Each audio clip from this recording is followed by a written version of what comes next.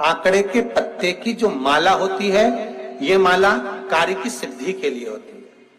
इसमें एक एक आंकड़े के पत्ते पर सीताराम लिखा जाता है।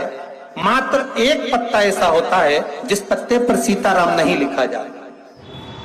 108 पत्ते में से एक पत्ता, बस उस पत्ते को हथेली में रखकर उल्टा हाथ आपको रखना है और अपनी कामना कर कर उस पत्ते को बांध देना है। ये जरूरी नहीं है कि 25 के बाद बांधो, 50 के बाद बांधो या 100 के बाद बांधो, आपकी मर्जी पड़े। उस खाली पत्ते को कहीं पर भी बांध दीजिए और उस माला को अपनी कामना कर कर श्री हनुमान जी महाराज को समर्पित कर दीजिए। महाराज, इसके लिए कोई तिथि, कोई दिन, कोई वार निश्चित नहीं है। बस ये माला जब हनुमान जी को चढ़ जाए तब एक घी का और एक तेल का दिया हनुमान जी के सम्मुख में लंबी बाती का लगा देना महाराज, और अपनी कामना कर कर आप आ जाइए।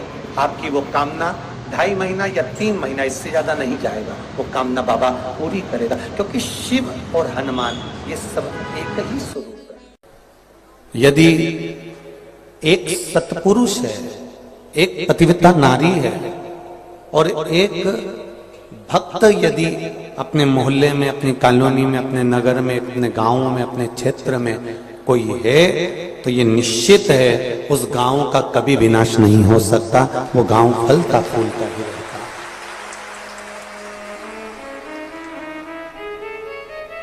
एक सत्पुरुष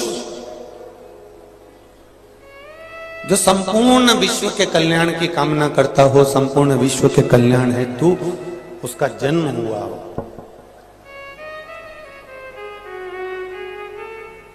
एक पतिव्रता नारी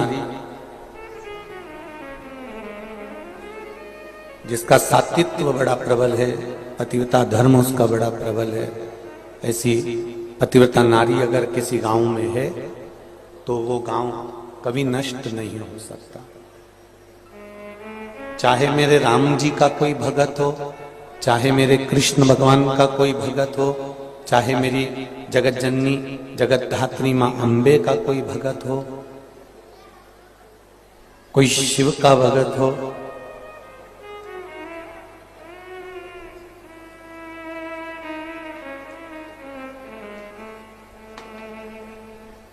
कोई भी एक भगत भी अगर अपने गांव में निवास कर रहा है, अपने नगर में, अपने मोहल्ले में, अपनी कॉलोनी में, अपने क्षेत्र में रह रहा है, तो समझ लेना कि उस नगर का, उस कॉलोनी का कोई बाल बांका नहीं कर सकता।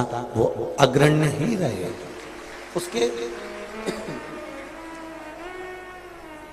उसके भक्ति के बल पर उसको सुख का अनुभव होता है।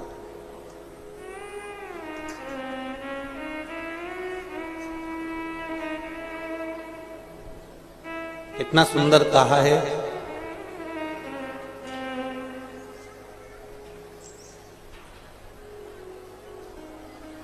व्यसनियों के साथ में रहोगे, व्यसन करने वाले के साथ में रहोगे तो व्यसनी ही बनोगे।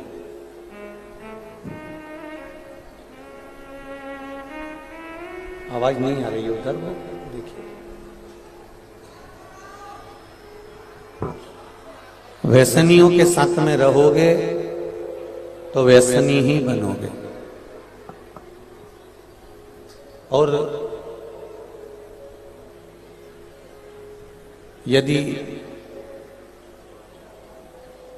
कोई संत के साथ में, साधु के साथ में, सन्यासी के साथ में, सार्थक उपासक करने वाले, भगवत भजन करने वाले, स्मरण करने वाले, कीर्तन करने वाले, मंत्र जाप करने वाले का कहीं 2 क्षण का भी अगर संग मिल गया, 2 क्षण का भी अगर संग हमें प्राप्त हो गया, तो ये समझिएगा कि हम भी कुछ नहीं तो उस संत की शरणागति के साथ में, भजनावली की शरणागति के साथ में, परमात्मा के भजन करने वाले की शरणागति के साथ में हमारा भी जीवन सार्थक हो गया और हमने अपने जीवन को सवार पाया।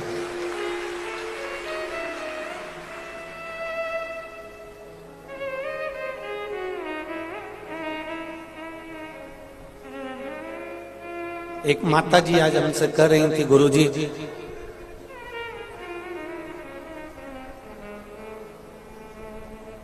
अब पति नहीं है मेरा, मैं अकेली हूं और अकेली भजन कैसे करूं, मेरा साथ कोई भी तो नहीं है। छत्तीसगढ़ की इस पावन धरा पर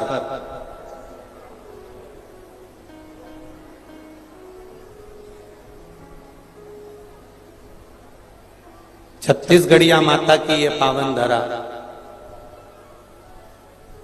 कोई साधारण सी नहीं है।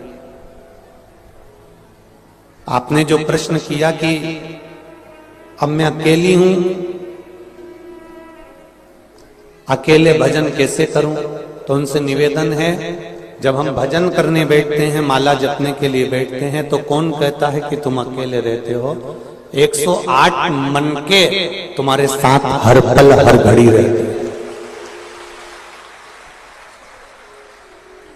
जिन 108 मनके को पकड़कर तुम भगवान का भजन करती हो, और अगर 108 मनके को पकड़कर भजन नहीं भी करती हो और भगवान शंकर को अगर एक लोटा जल चढ़ाती हो, श्री शिवाय नमस्तुभ्यम का जाप करते हो, या भगवत स्मरण में कैसे भी डूबे हुए रहते हो, तो आप अकेले नहीं हो। जिस भगवान की हम आराधना कर रहे हैं, हम यदि राम की आराधना कर रहे हैं, हम यदि कृष्ण की आराधना कर रहे हैं, हम यदि दत्त की आराधना कर रहे हैं, हम यदि देवी की आराधना कर रहे हैं, तो हम अकेले नहीं रह सकते। हमारे साथ वो देव अधिदेव महादेव हर पल हर घड़ी हर क्षण रहता है।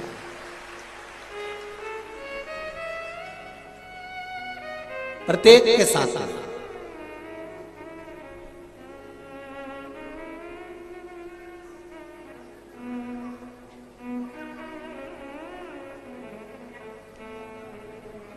यहां जितने भी लोग बैठे हैं, इनको बैठना आता है। जितने लोग आस्था चैनल पर कथा सुन रहे हैं, जितने लोग फेसबुक यूट्यूब पर कथा सुन रहे हैं, और जितने लोग बाहर रोड पर कथा सुन रहे हैं, और जितने लोग यहाँ वहां बैठकर कथा सुन रहे हैं, या जो कथा नहीं सुन रहे, संसार के लोगों को बैठना आता है। कुर्सी पर, जमीन पर, सोफे पर, आपको जहां कालीन पर, गादी पर, ऐसा नहीं है कि बैठना नहीं आता, आप सबको बैठना आता है। बैठना सबको आता है, पर उसको ये नहीं मालूम पड़ता मरते मरते तक भी कि बैठना कहां पर है, किस जगह पर बैठना। बैठना सबको आता है, पर किस जगह पर बैठना है वो उसको नहीं आता। किसी दुकान पर जाकर बैठना, किसी व्यसन वाले के पास बैठना, किसी जुआरी के पास बैठना, किसी मांसाहार वाले के पास बैठना, किसी मदिरा पान वाले के पास बैठना, ये बैठना आप कहां बैठ रहे? बैठने को तो कहीं पर भी बैठ सकते हो, पर बैठने का भी कोई स्थान होता है।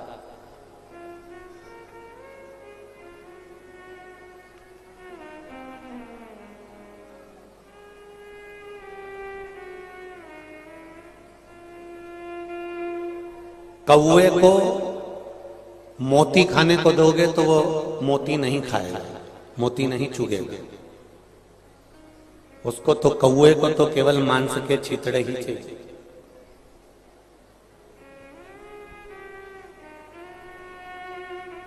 कौवे को केवल मांस के छितड़े चाहिए।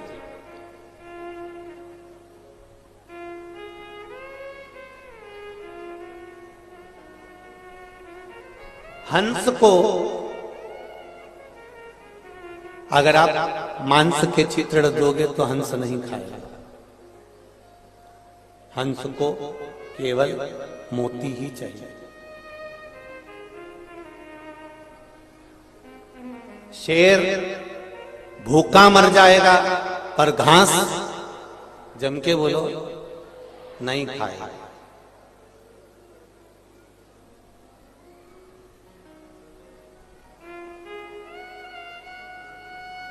ऐसे कई पशु पक्षी हैं, ऐसे कई जानवर हैं, ऐसे कई जीव हैं जो अपने नियम से चल रहे हैं कि मैं मर जाऊंगा। चकवा चकवी हुए, कोई स्वाति का बूंद का पानी पीते हैं, कोई कैसा आप जीवन जीते हैं? कोई कोयल, कोई कौवा, कोई तोता, कोई पशु, कोई शेर, कोई घोड़ा, कोई गौ, इन सब का स्वरूप देखिए कि ये अपने नियम से जीते हैं।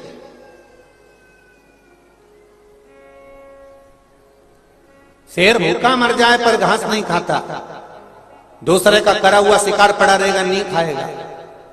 कौवा मोती नहीं चुगता, हंस मांस नहीं खाता। इन सबने भले कितना भी घोर कलयुग आ गया हो, पर इन्होंने अपना नियम नहीं बदला। बस आज के जमाने में नियम केवल मनुष्य ने बदला। इसको तो जो मिल जाए वो सब खा जाए, इसका कोई ठिकाना नहीं।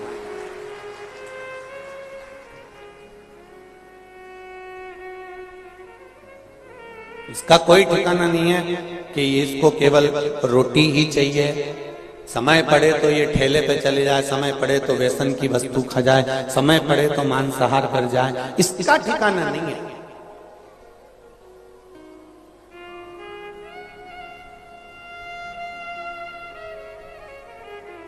अच्छा, शेर दिखता है तो तुमको लगता है कि शेर है सामने और अपने को भय लगता है कि आक्रमण कर देगा। सांप है तो आप उसको देखकर दूर हट जाओगे, शेर है तो उसको देखकर दूर हट जाओगे, जानवर है तो उसको देखकर तुम दूर हट जाओगे कि ये मेरे पर घात कर सकता है, ये मुझे काट सकता है, ये मुझे विष उगल सकता है, ये मुझे नुकसान पहुंचा सकता है। पर मनुष्य को कैसे पहचानोगे कि ये मुझे नुकसान पहुंचाएगा कि नहीं पहुंचाएगा? इसके साथ रहूं कि नहीं रहूं, इसके साथ मैं काम करूं कि नहीं करूं, इसको कैसे पहचानोगे?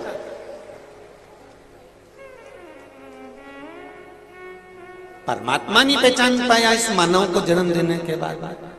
एक बार लक्ष्मी जी ने भगवान विष्णु से कहा, पार्वती जी ने भगवान शंकर से कहा, जैसे मूर्ति बनाने वाले होते हैं, लक्ष्मी जी की मूर्ति बनाते हैं, गणेश जी की मूर्ति बनाते हैं, देवी जी की मूर्ति बनाते हैं। अभी तुमने दीपावली पे देखा होगा, इतनी बड़ी बड़ी लक्ष्मी जी लेकर आए होंगे, उन मूर्तियों को अलग से नहीं बनाया।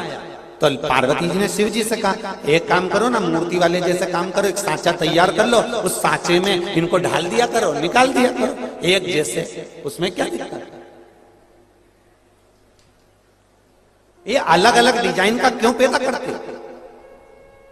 इतने बैठे हो, लाखों की संख्या में आए हो, कोई छोटे मोटे नहीं आए हो, लाखों की संख्या में।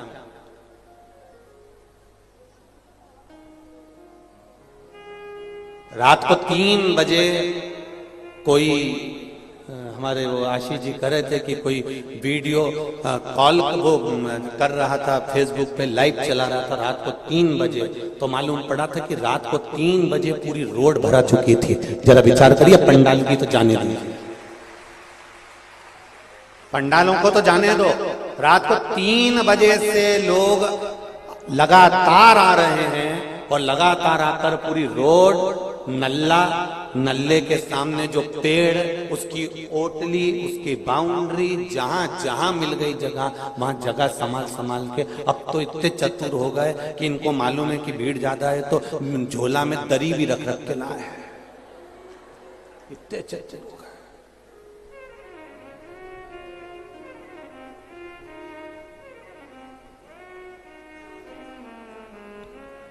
इतनी संख्या में आए हो, जरा विचार करिए, अपनी चित्तवृत्ति में ये उतारिएगा।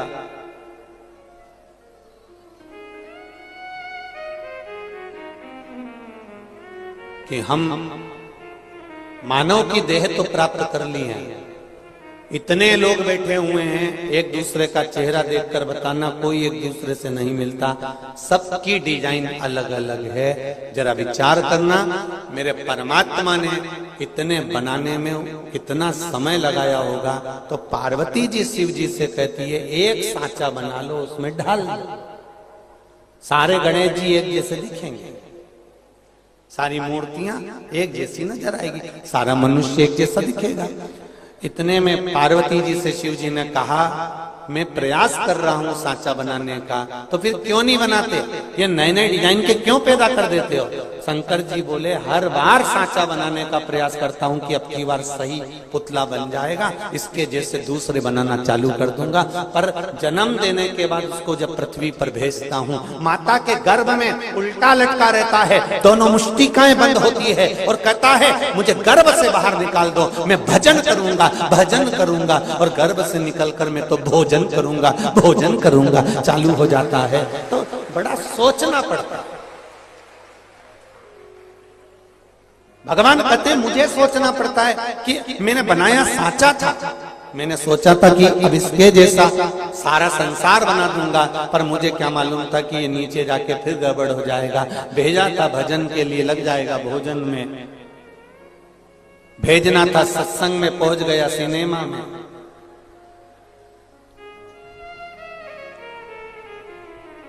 कितनी कृपा करिए मेरे दयालु ने, कितनी दया करिए। हाथ दिए सेवा के लिए, दान के लिए, नेत्र दिए दर्शन के लिए, मुख दिया भजन के लिए, कर्ण दिए श्रवण के लिए।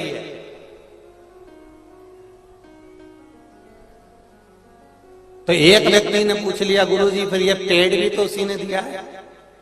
तो हमने कहा दिया, उसमें क्या दिक्कत है? शरीर पूरा उसने बनाया है तो पेट भी उसने दिया। तो गुरुजी पेट भरने के लिए कुछ तो करना पड़ेगा। तो हमने कहा इस व्यासपीठ से हमने कभी मना करी कि तुम काम मत करो? बोलो रीजी जी, कभी बोला? हमेशा एक बात बोलिए, कर्म करते रहो, कर्म में अग्रण्य रहो, मेहनत करते रहो, मेहनत में अग्रण्य रहो।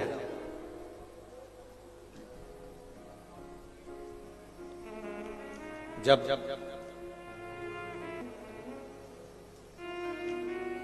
और मेहनत करते रहोगे तो ये निश्चित था कि तुम अपनी मंजिल पर पहुंचोगे। गुरुजी अगर मेहनत करने के बाद भी हमारा पेट नहीं भराया तो, मेहनत करने के बाद भी अगर हमारा पेट नहीं भराया तो, भगवान शिव की कथा, शिव महापुराण की कथा कहती है, गीता जी में भगवान कृष्ण ने कहा है, जन्म मैंने दिया है तो मृत्यु भी मैं दूंगा। अगर तेरे जन्म से पहले माँ के स्तनों में दूध दिया है तो मरते तक भी तेरे प्राण छूटने पर भी अग्नि में दूंगा। क्यों चिंता करता है? चिंता क्यों करता है? कोरोना महामारी के समय पर सब अपने अपने घर के अंदर बैठे हुए थे और वो हॉस्पिटल में काम करने वाले डॉक्टर भी अगर किसी मरीज को देख रहे थे तो पूरी सेफ्टी के साथ देख रहे थे। बोलो सही है कि गलत है? पर उन डॉक्टरों के हॉस्पिटल में डॉक्टर भी अपना काम कर रहे हैं, पर उनके साथ में जो छोटे छोटे लोग जो झाड़ू लगाने वाले हैं, पोछा लगाने वाले हैं, स्वीपर हैं, सफाई करने वाले हैं,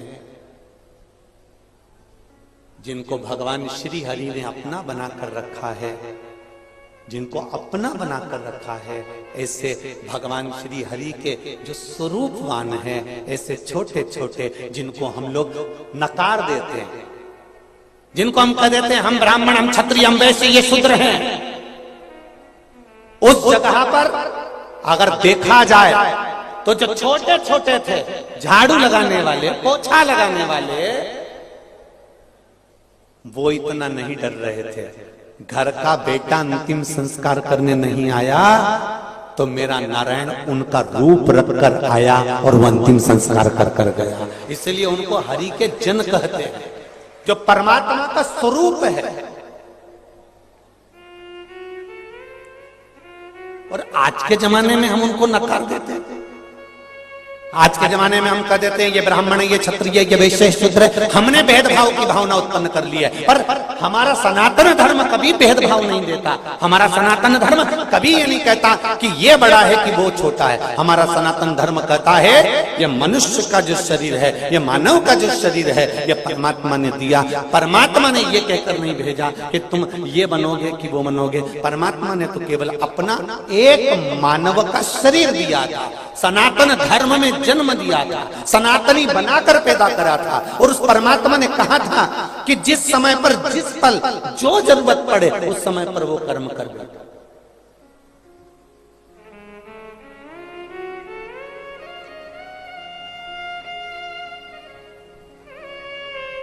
जैसे आपके और हमारे बीवी बच्चे हैं, क्या उनके बीवी बच्चे नहीं थे? वो भी तो संभालते थे, वो भी तो शमशान तक लेकर जाते थे, वो भी तो एम्बुलेंस चलाते थे।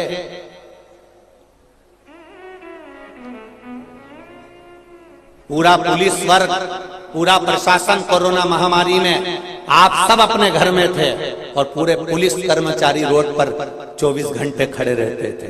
क्या उनका परिवार नहीं होता था? क्या उनका घर नहीं होता था? जरा विचार करिए, क्या उन्होंने मेहनत नहीं करी? हमने नकार दिया हर एक व्यक्ति को। हमने केवल ये सोचा कि मैं और मेरा परिवार, मैं और मेरा कुटुंब, मैं और मेरा। पर शिव महापुराण की कथा करिए, यही भेद तो हमारे सनातन धर्म को काट रहा है, यही भेद तो हमारे सनातन धर्म को नोच रहा है।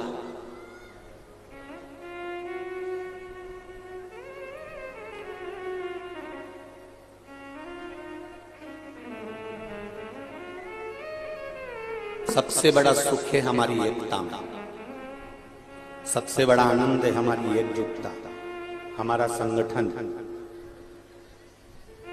हमारी एकजुटता, हमारा संगठन। आज इतनी संख्या में आप लोग आए हो, लाखों की संख्या में पहुंचे हुए हो, ये आपका संगठन ये दिखाता है।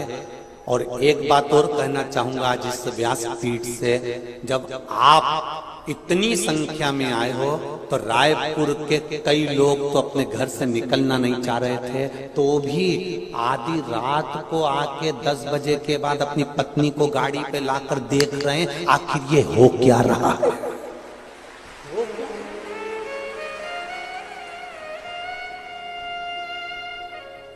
मुझे तो मालूम नहीं था, रात्रि के समय वो विकास उपाध्याय जी के यहाँ शिव जी का मंदिर है, तो बाबा के मंदिर का दर्शन करने के लिए हम गए थे। तो वहां से आते आते हमारा एक नियम है, 7 दिन की कथा में एक दिन हम जो लोग ठहरते हैं उनसे मिलने जाते हैं। अब 5 दिन की कथा में कल कई दिन था। हमने बसंत जी से कहा जरा चलिए, और आए, मिले। तब मालूम पड़ा कि पूरी रोड पर जितने दिन में है उतने रात को 11 बजे तक, और क्या सेवादार सेवा दे रहे थे, ना जाने कौन कौन सी संस्थाओं के नाम बोलूं, मैं गाड़ी में तो पढ़ भी नहीं पा रहा था। ऐसी ऐसी संस्थाएं, ऐसे ऐसे मंदिर वाले, ऐसी ऐसी समितियां, कोई पोहा बांट रही है, कोई खिचड़ी बांट रही है, कोई चाय बांट रही है, कोई समोसा बांट रही है, कोई कचौड़ी, कोई पूड़ी, कोई सब्जी, कोई चाय। पूरी संस्था वो रोड से लेके यहाँ रोड तक सब दूर, और लोग इतने प्रेम से खा रहे हैं, इतने प्रेम से आनंद ले रहे हैं। शायद रायपुर के इतिहास में ये नजारा फिर नहीं देखने को मिल सकता, शायद।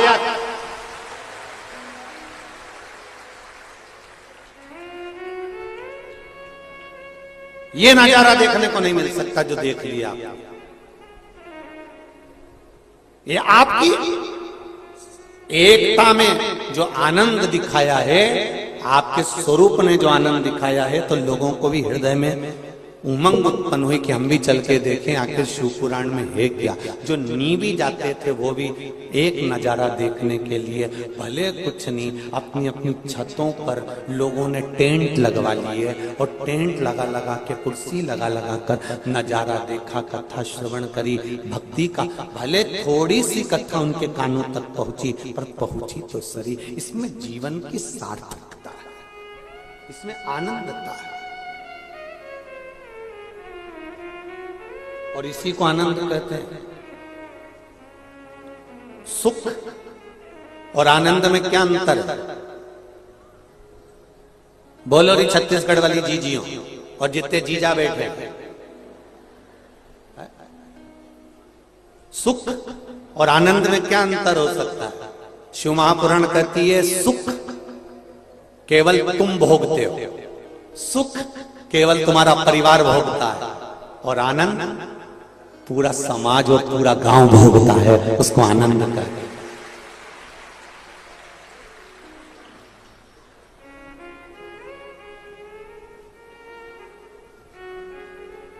बसंत कुमार जी ये कथा को छोटे रूप में भी करा सकते थे, कह सकते थे गुरुजी हम कथा करवाएंगे तो हम हमारे हॉल में सुनेंगे, हमारे घर में सुनेंगे। तो वो सुख था, वो केवल सुख था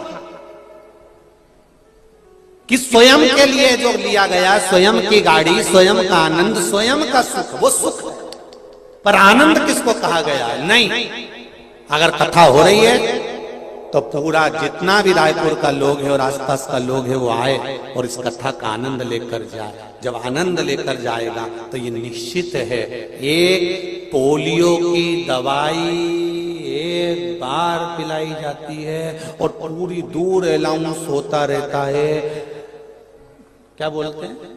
जन्म लिए बच्चे से लेकर 5 वर्ष तक के बच्चे को पोलियो की दवाई निशुल्क पिलाई जाएगी। जो बच्चा पोलियो की दवाई नहीं पिएगा वो हाथ पैर से विकलांग, बोलो बोलो जम के, हो जाएगा। तो जैसे ये गवर्नमेंट कहती है कि जन्म लिए बच्चे से लेकर 5 वर्ष तक के बच्चे को पोलियो की दवाई पिलाई जाएगी, जो नहीं पिएगा वो हाथ पैर से विकलांग हो जाएगा, वही तो हम भी कह रहे हैं। जिसका जन्म नहीं हुआ, जो गर्भ में पड़ा हुआ है, उससे लेकर जो मर रहा है उस तक के व्यक्ति को शिव महापुराण की कथा सुनाई जाएगी। पोलियो की दवाई नहीं पियोगे तो हाथ पैर से विकलांग हो जाओगे, और शिव महापुराण की कथा नहीं सुने तो अपनी चित्त वृत्ति से, अपने सनातन धर्म से भी तुम विकलांग हो जाओगे। इसलिए सुनो और अपने जीवन में धारण करो। ये जीवन का रसतत्व देने वाली है, ये आनंद देने वाली है। क्या मिला है? जितने लोग इस कथा को सुन रहे हैं, चाहे रोड पर बैठ के सुने, चाहे कहीं एक और बैठकर सुने, चाहे बिल्डिंगों पर बैठकर सुने, चाहे पंडाल में सुने, चाहे आस्था चैनल, चाहे फेसबुक यूट्यूब पर सुनो, क्या मिला? क्या दिया भोलेनाथ ने तुमको? ये हमको नहीं मालूम, पर इतना जरूर जानते हैं, ये मेरा विश्वास कहता है कि मेरे भोलेनाथ ने तुमको क्या दिया और 3 महीने में क्या देगा, ये अगली कथा के जो पत्र आएंगे उसमें तुम्हारा पत्र बताएगा कि क्या दिया तुमको, शिवजी ने क्या प्रदान करा तुमको। इतनी लंबी कथा में हम बहुत सारे पत्र नहीं पढ़ पाते, जो पत्र सामने आता है उसको पढ़ लिया, रख दिया। बहुत सारे पत्र हैं, एक नहीं, संतान जिनकी यहाँ हुई है उनके कम से कम 50-100 पत्र आते हैं। जिनको थोड़ा बहुत भी आराम लग जाता है उनके भी 100 पत्र आ जाते हैं। छोटा मोटा पत्र पढ़ते हैं, बाकी के सारे पत्र नियम है, इन पत्रों को हम लेकर नहीं जाते। इन पत्रों को पीछे ढेर लगा होगा, या पीछे ढेर लगा होगा पत्रों का। सब पत्र आपके गांव के लोगों के लिए, आपके लिए छोड़ कर जाते हैं। और इन पत्रों को एक बार जब भी मौका मिले, मेरा निवेदन है उन पत्रों को जरूर पढ़ना और उनको फैलाकर उनका फोटो भी भले तुम खींच लेना। इन पत्रों में जितने भी पत्र हैं, सब पत्रों में जो आपको बाबा ने दिया है उसका व्याख्यान वर्णन आपने इन पत्रों में किया है। जो दिया वो आपने इन पत्रों में किया, दिया सब यहीं पड़े।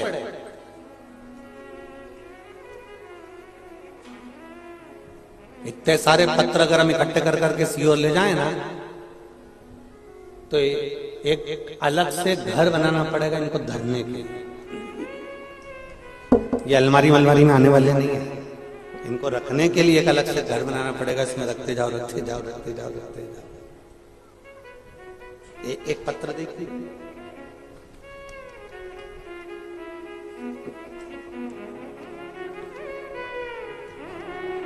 उन्होंने अपने पति का फोटो भी लगाया है, वो फोटो भी देख लीजिए। और आस्था चैनल पर, टीवी पर, एलसीडी पर आप लोग इस फोटो को भी देखें जिन्होंने अपने पति का फोटो भी लगाया। गुरुजी में विजेता अभिषेक बहुरिया, नागपुर महाराष्ट्र से, जहां बैठे हो हाथ हिलाइए, जहां भी बैठे हो हाथ हिलाइएगा। मैं विजेता अभिषेक बहुरिया नागपुर महाराष्ट्र से हूं। गुरुजी मैं भोलेनाथ कि क्या बखान करूं। आज भोले बाबा की कृपा से, उनके आशीर्वाद से मेरा सुहाग आज मेरे सामने खड़े हैं। मेरे पति की तबीयत 16 जनवरी 2022 को अचानक इतनी खराब हो गई कि उनको तुरंत नागपुर अस्पताल में भर्ती करना पड़ा।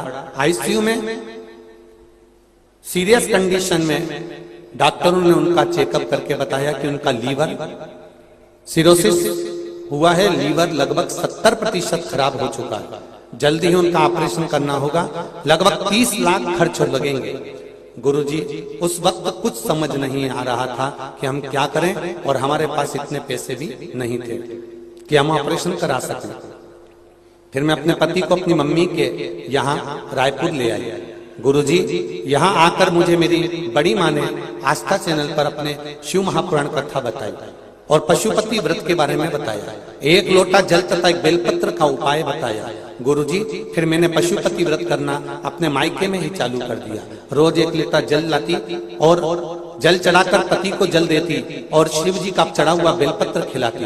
गुरुजी, मुझे पशुपति नाथ की व्रत की 3 सोमवारी हुए थे कि जांच कराने को वापिस लेकर गए और नागपुर में फिर जांच कराई तो मेरे पति का लीवर 40% तक अच्छा हो चुका था। शिव की कृपा, 40% तक लीवर अच्छा हो चुका था। और गुरुजी भोले बाबा की कृपा से आखिरी सोमवार के व्रत मेरे पति का लीवर में और सुधार हो गया और डॉक्टर की रिपोर्ट जो हमेशा खराब आ रही थी अब सब अच्छी आना चालू हुई। मैं और मेरे पति आज इस भूमि को नमन करने के लिए आए हैं। ये शिव है। पति का फोटो भी लगाया है उन्होंने, फोटो। ये शंकर योगड़ी,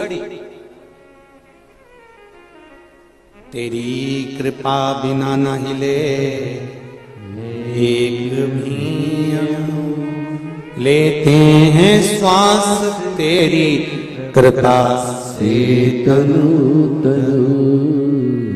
बखान क्या करूं मैं राखों के ढेर का, चपटी भभूत में खजाना कुबेर का। वो क्या देगा आपको ये हमको नहीं मालूम।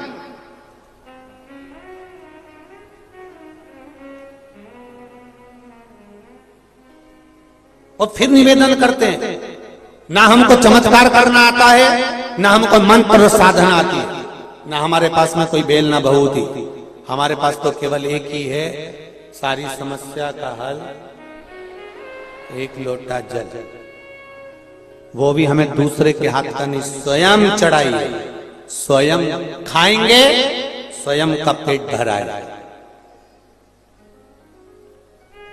स्वयं खाएंगे, स्वयं का पेट भराए, स्वयं भजन करेंगे, भजन का बल भी स्वयं प्राप्त हो। अपने लिए करो, अपने लिए। कोई दूसरा नहीं देगा। महाराज खूब आनंद के साथ में सुख में और आनंद में अंतर है। सुख खुद के लिए भोगा जाता है और आनंद सबके बीच में लिया जाता है। जैसे ये शिव महापुराण की कथा, ये आनंद का विषय है, आनंद का विषय। जब एक बूढ़ा बाप, जब एक बूढ़ा पिता वसीयत लिखता है ना, जब एक बूढ़ा बाप वसीयत लिखता है, सबको लिख देता है, बस एक को नहीं लिख पाता है। वो कोई दूसरा नहीं होता। बूढ़ा बाप सबको वसीयत में सब समान लिख कर दे देता है, पर वो बूढ़ा बाप एक को कुछ नहीं दे पाता है। और वो किसको? अपने आप। कमा कमा कर मर गया। जब खाने की उम्र थी तब कमाने में लगा हुआ था, और अब जब आराम की उम्र आई है कि थोड़ा बहुत खा लूंगा, तो बीपी और शुगर ने ऐसा डामाडोल करके रखा है कि एक लड्डू भी नहीं खा सकता। शादी में जाता है, केवल लिफाफा देकर आ जाता है, नहीं खा पाता। ये जीवन। मेरा जितने नवयुवक बेटा बेटी बैठे हैं यहाँ, जितनी बहुएं बैठी हुई हैं, भले दूसरी कथाओं में बुजुर्ग लोग जाते होंगे, बूढ़े लोग जाते होंगे, पर मेरा विश्वास कहता है यहाँ छोटे से छोटे बच्चे से लेकर बुढ़े से बुढ़ा व्यक्ति कथा श्रवण करने आता है। यहाँ नवयुवक बेटा बेटियां, यहाँ मेरे भाई बैठे हुए हैं,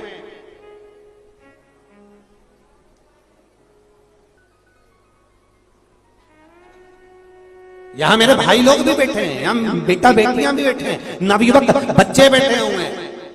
मेरा उनसे एक ही कहना है, तुम मेहनत करो, कर्म करो, पढ़ाई करो, विद्याध्ययन करो, तुम घर संभालो, परिवार संभालो, और उसके साथ अपने जीवन की खुशियों को मारना नहीं, अपने जीवन की खुशियों को अलमस्त जियो।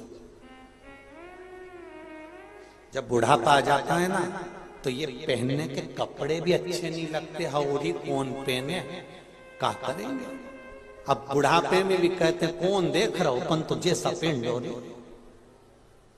जय जोहार।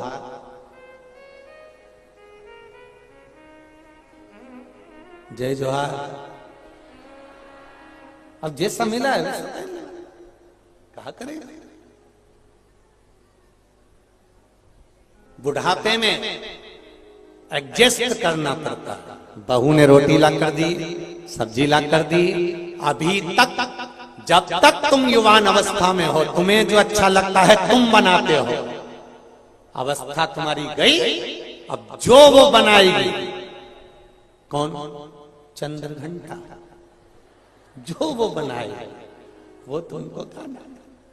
वो अच्छा बनाए, बेकार बनाए, जैसा बनाए, और तुम भले वो में नमक हो चाहे नहीं हो, मिर्ची हो चाहे नहीं हो, और तुमको तारीफ करके बहुत अच्छी बनी। दिवाली पे उसमें गुलाब जामुन बनाई और मालूम पड़े ऊपर का गुलाब गायब था, अंदर ऐसी गठान जैसी जामुन जामुन भरी हुई थी।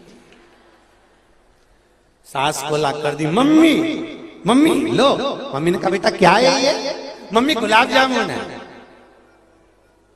सास ऐसी गुलाब जामुन को देख के कोमा में चली गई।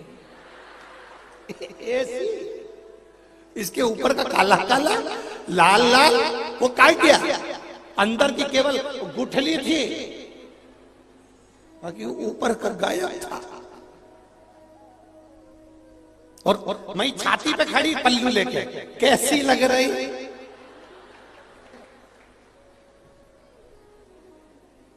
खाओ तो, अब बेचारी आदि तो कोमा में पड़ी है, कैसे खाओ।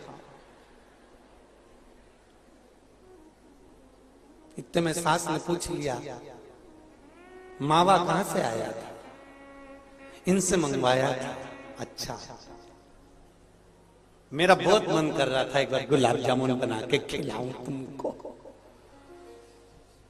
सास ने बोला अभी खिलाने मना नहीं है, पर मैं मर जाऊं ना, उसके बाद में पंडित जी को जब भोजन कराने बुलाया 16 श्राद्ध में, तब कभी मत खिलाना। उसने पूछा मम्मी क्यों? मम्मी बोली मैं कहीं पे भी होंगी ना, मैं से बद्दुआ दूंगी।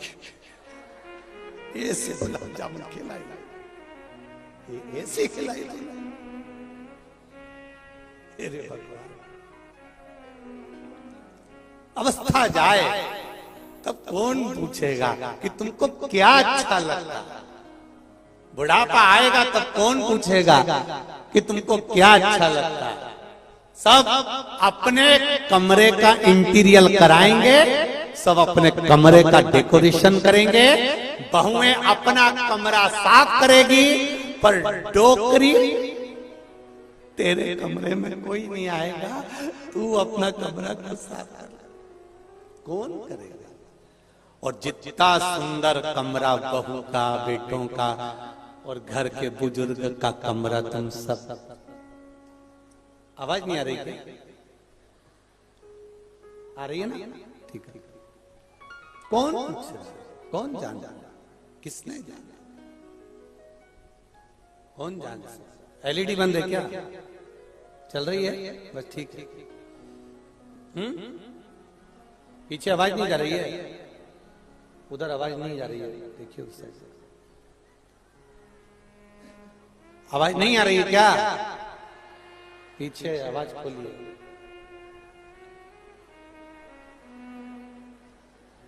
सबले बढ़िया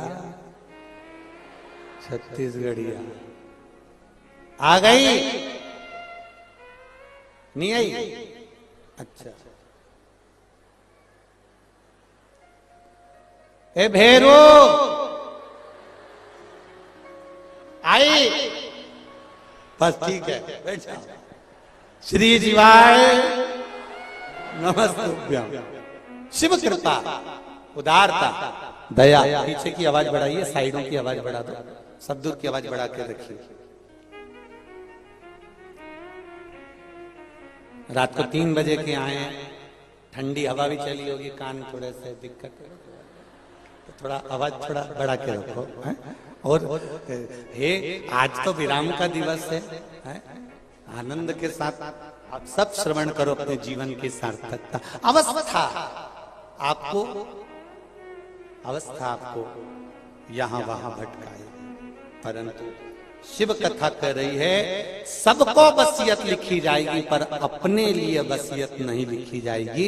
शिव पुराण कर रही है, शंकर की कथा कर रही है। इसलिए जो तुम कमा रहे हो, कमाने की मना नहीं है, खूब मेहनत करो, दिल से करो, जितने तुम्हारे शरीर की कैपेसिटी है उससे ज्यादा करो, मना नहीं है।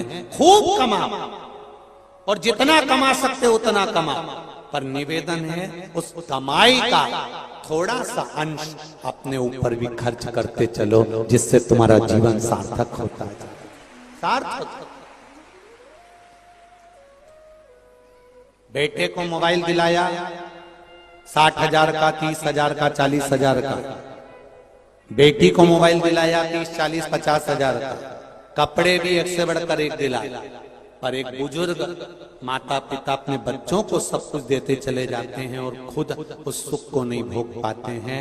मोबाइल लेंगे तो बेटा बस 5-10 हजार का ला देना, मेरे को दे देना, मेरे पास छोटा सा है, वो चल रहा है, आवाज आ रही नहीं आ रही, उसको कोई मतलब नहीं। बस वो हमेशा करता है तो दूसरे के लिए करता है। करो करो अपने बच्चों के लिए, हम वो भी मना नहीं करते, करो, पर थोड़ा अपने लिए भी करो। राम राम रटते रहो जब तक घट में प्राण, कबहु तो दीन दयाल के भनक पड़े। एक बार श्री गौतम बुद्ध जी को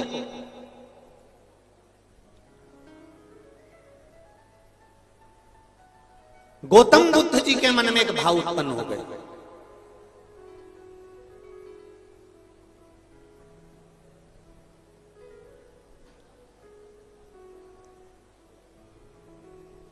गौतम बुद्ध जी ने विचार करा, मुझे जीवन में ऐसा कोई लक्ष्य, ऐसी कोई साधना, ऐसी कोई साधना हमारे जीवन में हो जिससे उस परमात्मा का साक्षीकरण हो जाए। गौतम बुद्ध जी ने यह विचार किया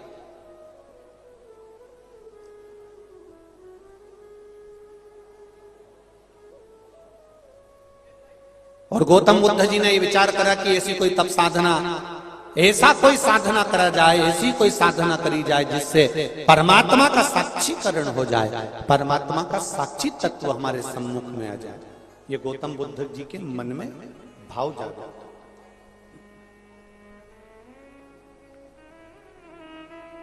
जरा ध्यान दीजिएगा कथा की ओर। भगवान राम जी के मन में जब भाव उत्पन्न हुआ तो उन्होंने शंकर भगवान की आराधना की। भगवान कृष्ण के मन में जब भाव उत्पन्न हुआ तब उन्होंने भगवान शंकर की आराधना की। भगवान गणेश जी के मन में भाव उत्पन्न हुआ तो उन्होंने शंकर जी की आराधना करी। कार्तिकेय जी के मन में भाव उत्पन्न हुआ तो उन्होंने शंकर जी की आराधना करी। पार्वती जी के मन में भाव उत्पन्न हुआ तो उन्होंने शिव जी की आराधना करी।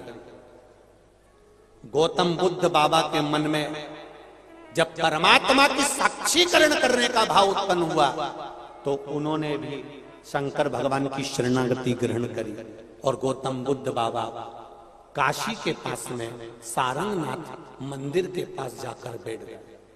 कौन से मंदिर के पास? जम के बोलो जरा। काशी के सारंगनाथ मंदिर के पास में गौतम बुद्ध बाबा जाके बैठ गए।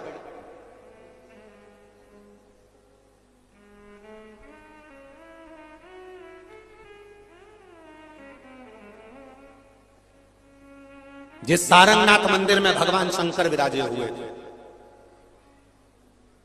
जिस सारंगनाथ मंदिर में भगवान शिव बैठे हुए थे, जिस सारंगनाथ मंदिर में भगवान शंकर का शिवलिंग था, और पास में एक सुंदर बावड़ी बनी हुई थी। सारंगनाथ मंदिर के पास में एक सुंदर बावड़ी है, और वहीं देवाधिदेव महादेव आनंद के साथ विराजे हुए थे, बैठे हुए। और वहीं गौतम बुद्ध बाबा ने विचार करा कि अब मैं काशी आया हूं, काशी के नजदीक में ऐसा एकांत स्थान ढूंढता हूं जहां पर केवल मैं परमात्मा को पा सकूं, मेरी भक्ति बढ़ सके, उस परमात्मा से मेरा साक्षीकरण हो सके। गौतम बुद्ध बाबा सारंगनाथ पहुंच गए, और सारंगनाथ जी का काशी के नजदीक में जो सारंगनाथ की पावन भूमि थी, शिव जी की जो पावन धरा थी, शंकर भगवान की जो पावन धरा थी, उस धरा पर गौतम बुद्ध बाबा भी अपनी तप साधना में डूब गए। इतनी भक्ति करी, इतनी भक्ति करी, इतनी भक्ति करी कि गौतम बुद्ध बाबा को भी अपने हृदय चित्त से शिव का साक्षी कर लिया।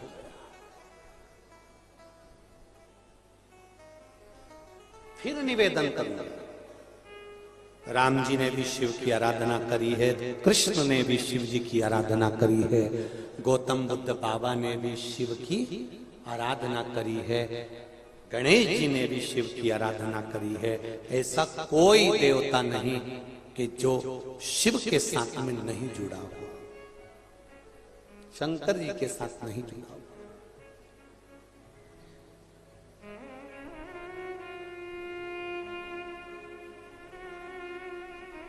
कभी गौतम बुद्ध बाबा का जीवन चरित्र भी हमको बताता है कि गौतम बुद्ध बाबा भी काशी में गए तो एकांत में जाकर उन्होंने साधना करना प्रारंभ कर दिया। जब हम भी तीर्थ में जाएं, सत्संग में जाएं, कथा में जाएं, भजन में बैठे तो थोड़ी शरणागति एकांत की धारण करें। एकांत की शरणागति धारण करें और उसका सुख अपने आप प्राप्त हो। बस उसकी भक्ति, उसका स्मरण। एक कथा बड़ी सुंदर आती है शिव महापुराण में। देवता और राक्षसों ने मिलकर मंथन करा और मंथन में सबसे पहले गौ माता निकली और गौ माता के बाद में जो निकला वो विष निकला और वो विष शिव जी के पास में भेजा गया। पार्वती जी ने कहा, प्रभु आप अगर विष पियोगे तो ये अमृत जो निकलेगा वो किसके लिए है? शंकर भगवान ने कहा, विष अगर देवताओं ने मेरे पास में भेजा है तो मैं विष पीने को तैयार हूं, अमृत देवता पी लेंगे। कभी विचार करिए कि भगवान विष्णु ने विष का प्याला शंकर भगवान के पास क्यों भेजा? भगवान विष्णु ने वो विष का प्याला अपने पास क्यों नहीं रखा? क्योंकि जैसे हमारे घर में चूहा मारने की दवाई लाओ, पेड़ पौधों पे छिड़कने की दवाई लाओ, तो उस पे लिखा रहता है बच्चों के हाथ से ऊंची रखना।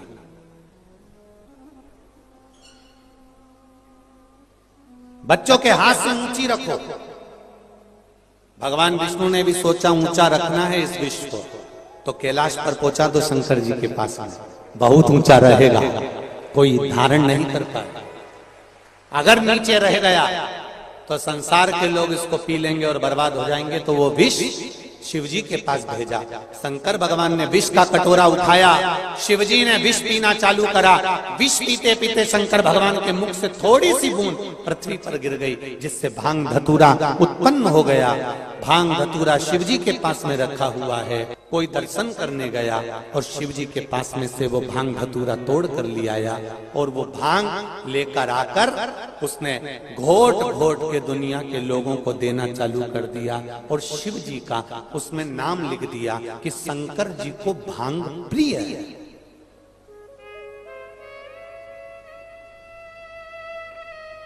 ये इतनी बड़ी 24,000 श्लोक की शिव महापुराण की कथा है।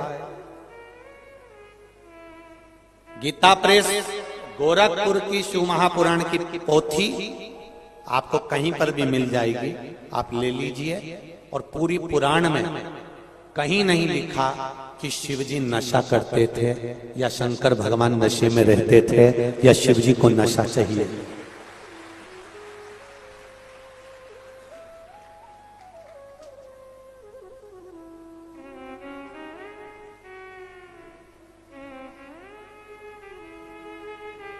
गीता प्रेस गोरखपुर की, अरे कितनी कितनी सुंदर बात है।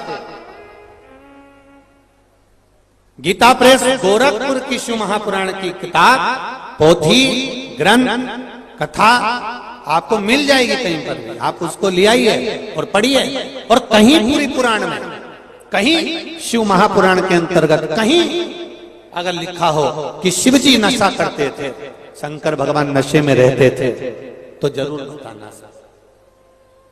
किसी पुराण में, चाहे भागवत हो, रामायण हो, गीता हो, किसी पुराण में शिव जी के नशे का वर्णन नहीं है साहब। वो तो दुनिया के लोगों को नशा करना था, इसलिए शिव जी का नाम बदनाम कर दिया उन्होंने। शिव को नशे में,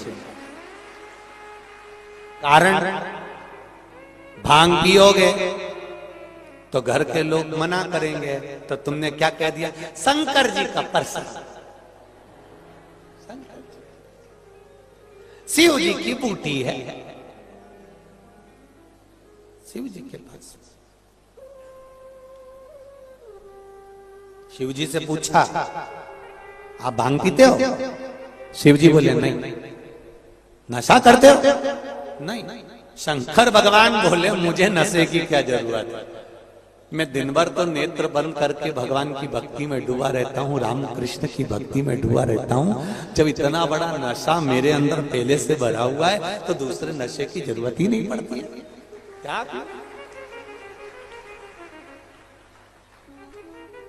बिन पिए नशा हो जाता,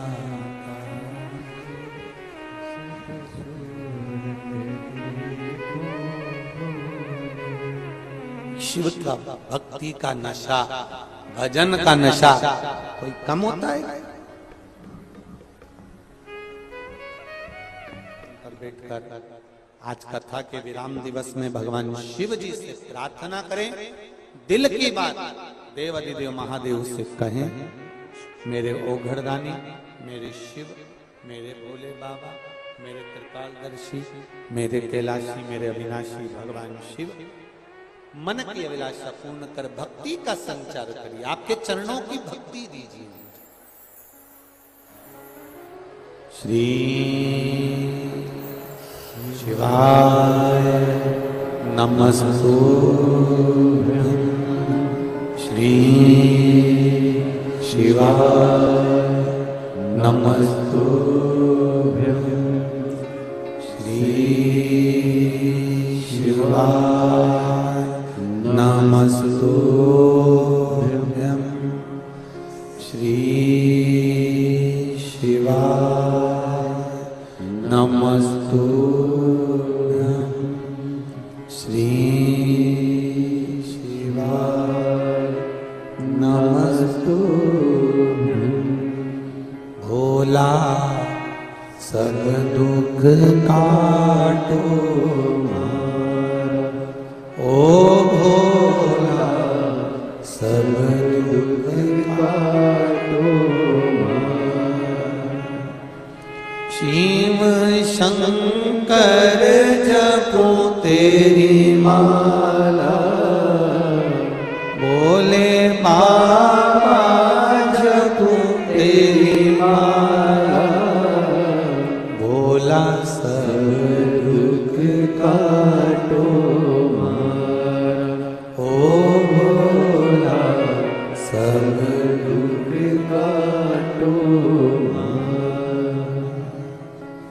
शिव से कहें अपने हृदय की बात। शिव श्रवण करते हैं, ये निश्चित है। आपने जो मन से कहा, शिव पुराण कहती है, मंथन में विष निकला, वो विष शिव जी को भेजा है। शंकर भगवान ने कहा मैं नशा नहीं करता, ये भांग मेरे पास में पड़ी हुई है, क्योंकि मेरे मुख से जो विष गिरा था उसकी जो बूंदें नीचे गिरी हैं उससे उत्पन्न हुई है। नवयुवक बेटा बेटियों को सीख दी है मेरे भोलेनाथ ने कि नशा ये भांग या गांजा या मदिरा का नशा मूल नहीं है। नशा होता है परमात्मा की भक्ति का नशा, और वो नशा का दर्शन करना है तो यहां कर लीजिए। ये शिव कथाई का तो नशा है। यहां इतने लोग कथा श्रवण करने आए हैं, लाखों की संख्या में लोग यहां पहुंचे हैं, ये शिव कथा का ही तो नशा है। शंकर जी की कथा का रस तत्व क्या है? शिव महापुराण की कथा का नशा क्या है?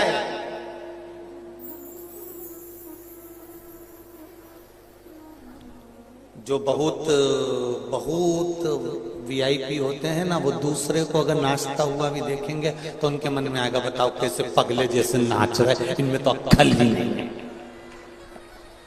आप में भी कई लोग एक दूसरे को नाचता हुआ देखेंगे तो कहेंगे बताओ कैसे नाच रहे हैं, पता नहीं पागल मागल हो गई, क्या हुआ।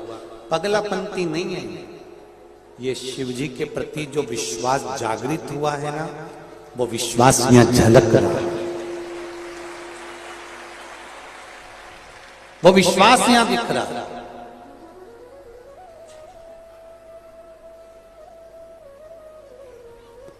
मदिरा का नशा रात को पियोगे सुबेरे उतर जाएगी, पर एक बार शंकर की भक्ति का जो नशा है, एक लोटा जल चढ़ाने का जो नशा है, बेलपत्री समर्पित करने का जो नशा है, शिव मंदिर जाने का, कथा सुनने का जो नशा है, ये जिंदगी भर नहीं उतरता, जीवन भर। एक माता ने अपनी बहुत पत्र तो बहुत सारे, बेटे की आंख का भी आया हुआ है, उसके भी फोटो लगे हुए, बहुत पत्र बहुत है, पर कुछ पत्रों का स्मरण।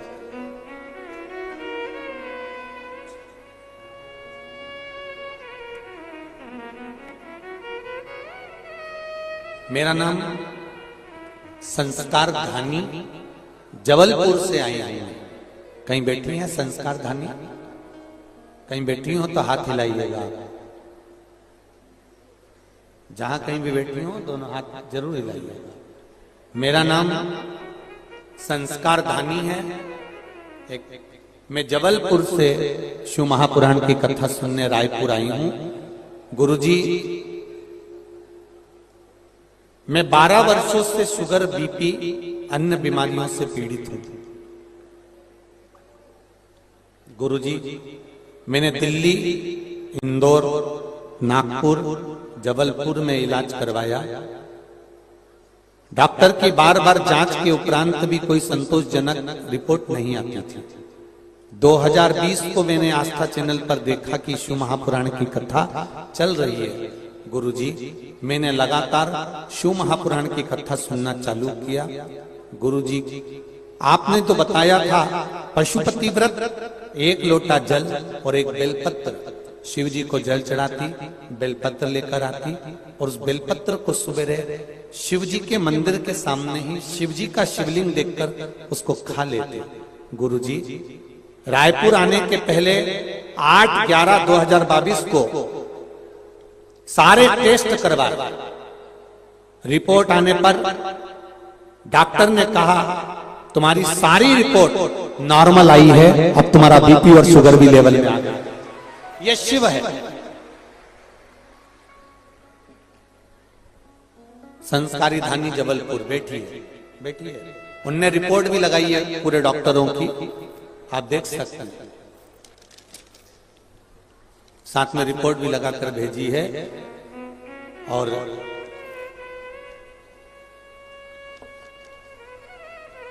शिव कृपा, शिव की उदारता, शंकर की करुणा, इसी को कहता है। मेरा फिर निवेदन है आप सबसे,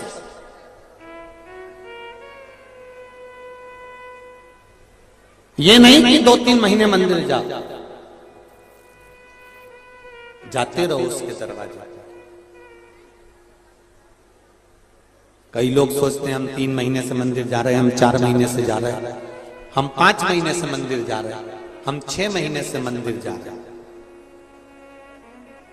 एक निवेदन आप सबसे करूंगा, किसी किसी की फाइल बड़ी मोटी होती है तो भगवान को भी पढ़ने में थोड़ा समय लगता है और दुख काटने में भी समय लगता है। पढ़ेगा, काटेगा, आप जाते रहो उसके द्वार।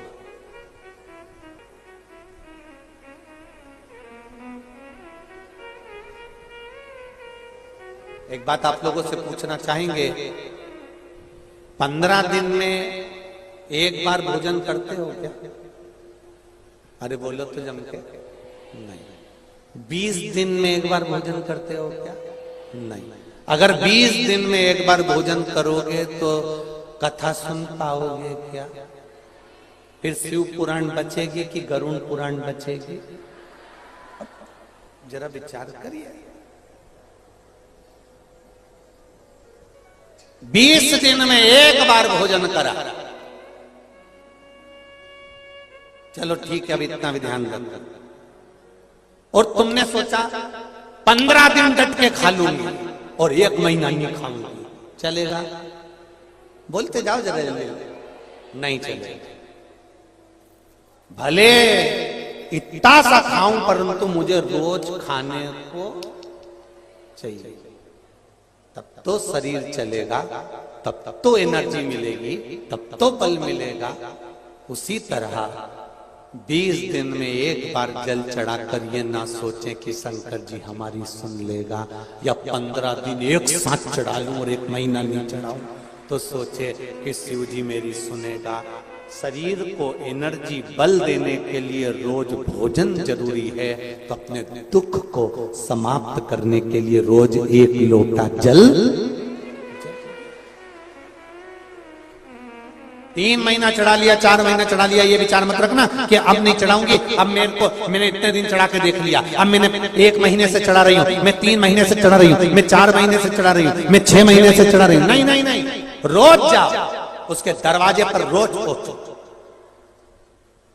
रोज उसकी चौखट पर जाइए, रोज उसके द्वार जाइए।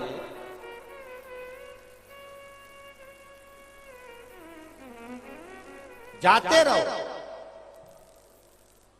और जब रोज उसके द्वार जाते रहोगे, रोज उसकी चौखट पर जाते रहोगे, तो ये निश्चित है सुनेगा,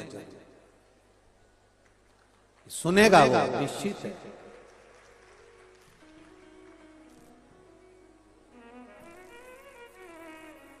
वो सुनेगा जरूर, ये निश्चित था। तेरे मंदिर में आना मेरा काम है और मेरी बिगड़ी बनाना। जाते रहो।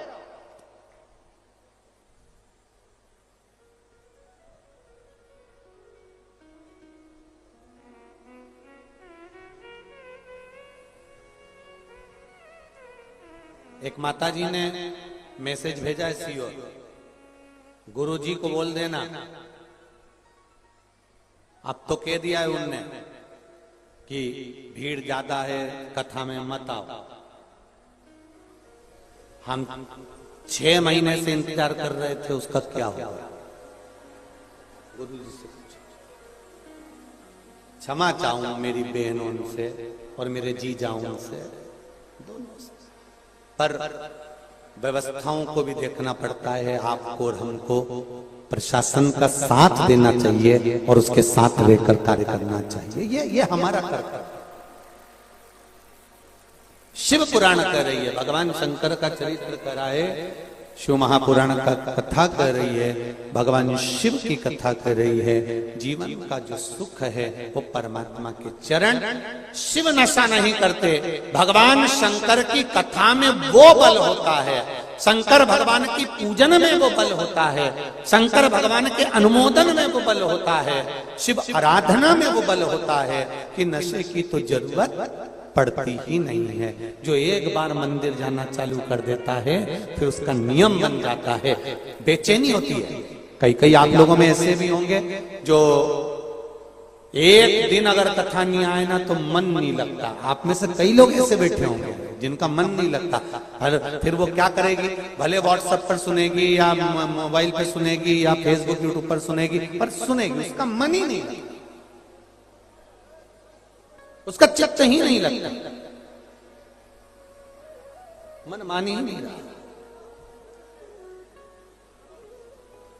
मैंने तेरे ही भरोसे ओ बाबा, तेरे ही भरोसे हवा बिच उड़ती जावांगी, बाबा डोर छठी नाम में कटी जावांगी, भोले में तेरी पतंग, शंभो में तेरी पतंग, हवा बिच उड़ती जावांगी, बाबा डोर हतो छठी नाम कटी जावांगी। आराधना में चित्त लगा, मंथन हुआ, विष शिव जी को मिला, शंकर भगवान ने विष धारण करा, नीलकंठधारी कहला गए। अच्छा, एक बात का विचार करिएगा, अपने भीतर चित्त में उतारिएगा, अपने मन में उतारिएगा कि शिव कथा कहती है जिन्होंने अमृत पिया उनका नाम आज तक नहीं चल रहा, पर जिनने विष पिया उसका नाम आज तक चल रहा।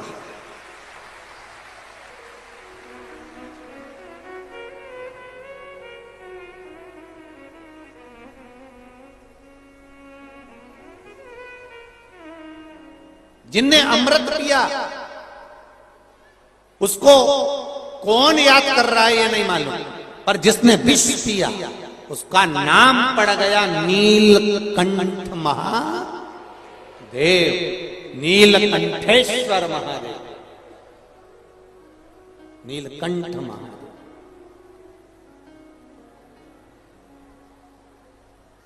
उसका नाम पड़ गया नीलकंठ महादेव, नीलकंठेश्वर महादेव।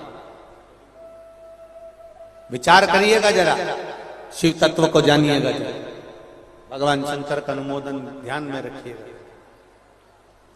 विष पीने वाले को आज तक याद किया गया, थोड़ा जिसने जिंदगी में कष्ट उठा लिया, जिसने जिंदगी में थोड़ा सा दुख उठा लिया।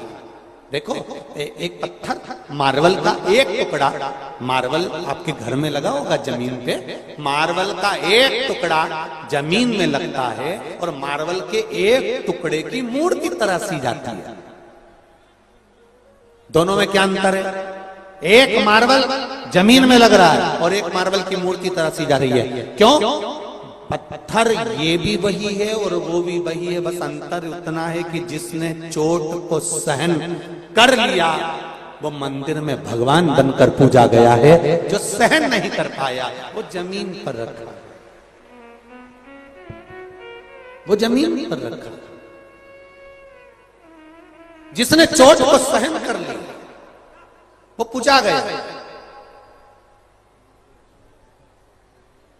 और जिसने चोट सहन नहीं करी, कई बहुओं की आदत रहती है, सास ने गाली दी, किसने पलट कर जवाब दे दिया। नहीं नहीं, बिल्कुल मत देना। सास अगर गाली देना तो पलट कर जवाब बिल्कुल मत देना, बल्कि खुश होना, बड़ी प्रसन्न होना कि मैंने ना जाने कितने कितने पाप करे होंगे, आज मेरी सास ने गाली देकर मेरे पूरे पाप को धो दिया। देन दो,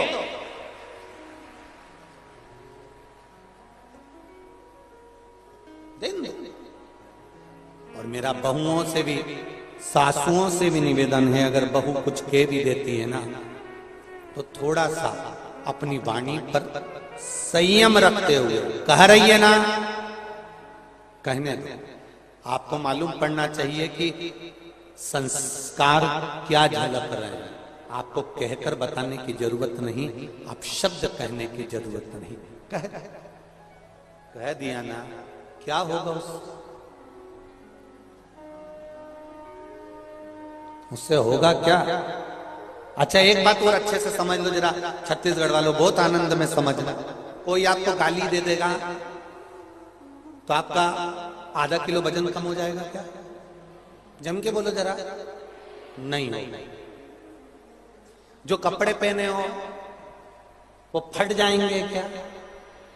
नहीं। अगर गाली देने से, अपशब्द कहने से, ताना देने से 24 घंटे आपकी बुराइयां निकालने से आपका कुछ बुरा हो रहा है क्या? नहीं, कुछ नहीं होगा। जितनी बुराइयां निकाली जाएगी उतने ही आप चमकते चले जाएंगे, आगे बढ़ते चले जाएंगे।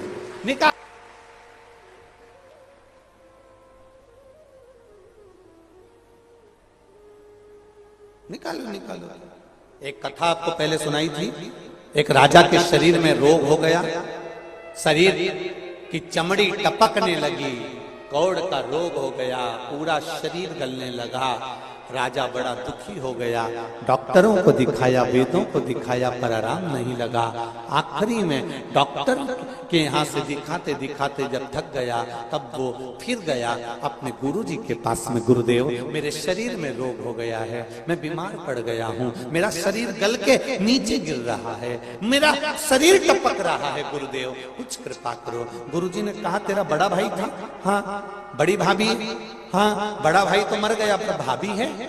गुरुजी बोले, जहां भाभी सोती है उसके कमरे के बाहर चुपचाप से दरी बिछाकर सो जाना, किसी को मत कहना, तू ठीक होना चालू हो जाएगा, किसी को बोलना मत, जा सो।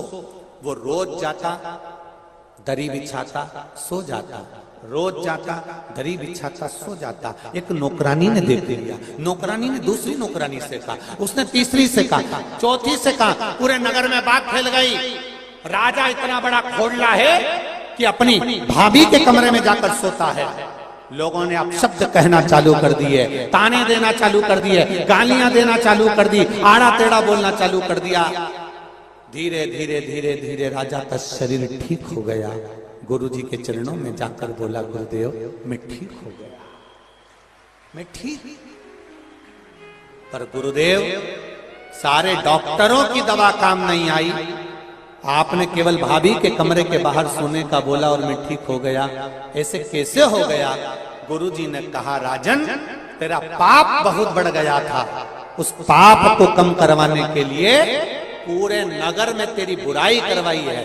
जितना लोग तुझे गाली देंगे, अपशब्द कहेंगे, ताना देंगे, तू उतनी जल्दी ठीक हो जाएगा। गुरुदेव आपकी कृपा।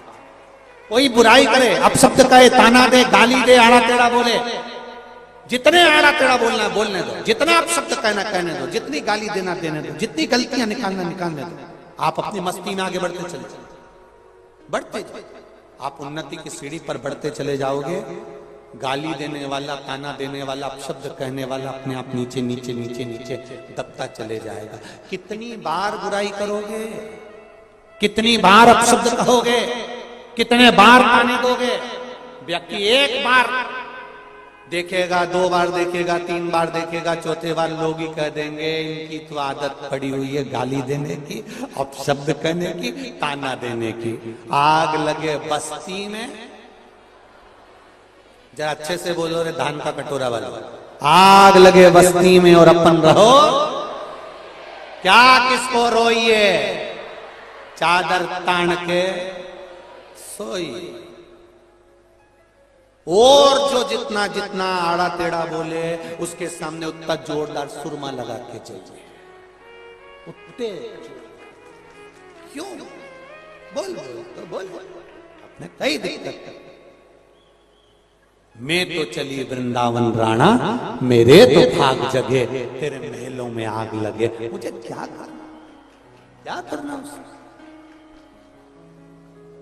अभी तुम भी रोज रोज कथा सुनने आई होगी, तुम्हें भी देख के लोग कह रहे होंगे अपने आप को कितनी हीरोइन बन रही है। हमसे कह रही है कि इधर बैठ जाओ उधर बैठ जाओ, और बेच तांग तांग के इधर उधर घूमती फिर रही है। तो रुक तो जा, अभी कथा हो जाने दे, 5 दिन बाद तो फिर देख जे मान।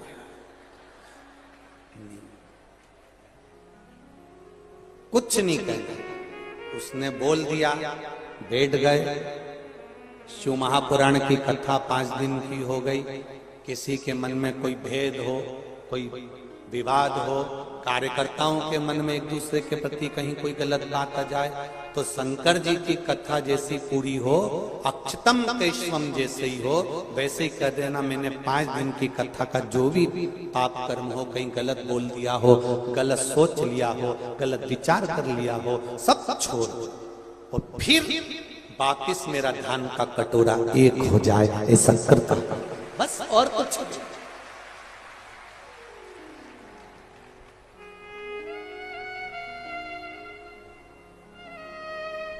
विचार में, अपनी चित्त वृत्ति में अच्छा लेकर, और जितना अच्छा लेकर आओगे उतना जीवन में अच्छा होगा। विष पीकर भी महादेव नीलकंठ कहला गए, अमृत पीकर भी देवताओं का नाम आज तक नहीं आया।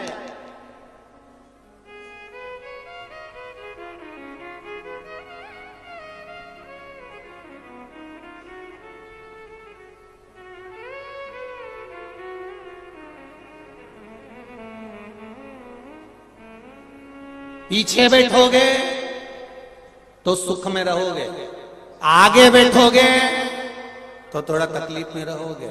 एक जैसे बैठना पड़ता है। कैमरे वालों का कोई भरोसा नहीं कब लिया, और पीछे वाले तो इतनी मस्ती में बैठते हैं, बैग के अंदर जो रखा रहता है धीरे धीरे।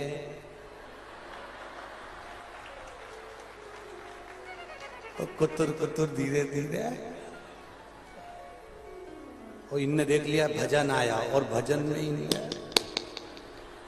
और जैसे ही महाराज बोले हार हार, पीछे वालों को मालूम नहीं पड़ता, तो आगे जो बैठे नहीं उनको बड़ा ध्यान रखना पड़ता है। और जैसे ही कैमरा सामने आया, वैसे पड़ोसी भी कौन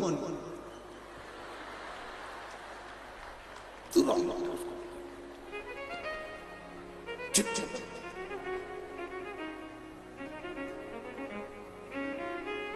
बहुत बहुत ये जितने भी बड़े बड़े लोग होते हैं ना, जो सामने एकदम जितने बड़े बढ़ते जाओ ना, तो बड़ा तकलीफ में रहना पड़ता है। सब ये पूछना, कोई मंत्री वगैरह हो, कोई बड़े बड़े मिनिस्टर आदि से, बेचारे कितने तकलीफ में रहते हैं। इनका मन भी करे ना किसी से मिलने का तो नहीं मिल सकते, इनका मन करे कुछ खाने का तो खा नहीं सकते। इनका पत्नी भी कहना कि चाउमीन का ठेला, पत्नी से भी कहे फिर हाथ जोड़ चुपचाप जाए, नहीं जा सकते, पूछना इनसे।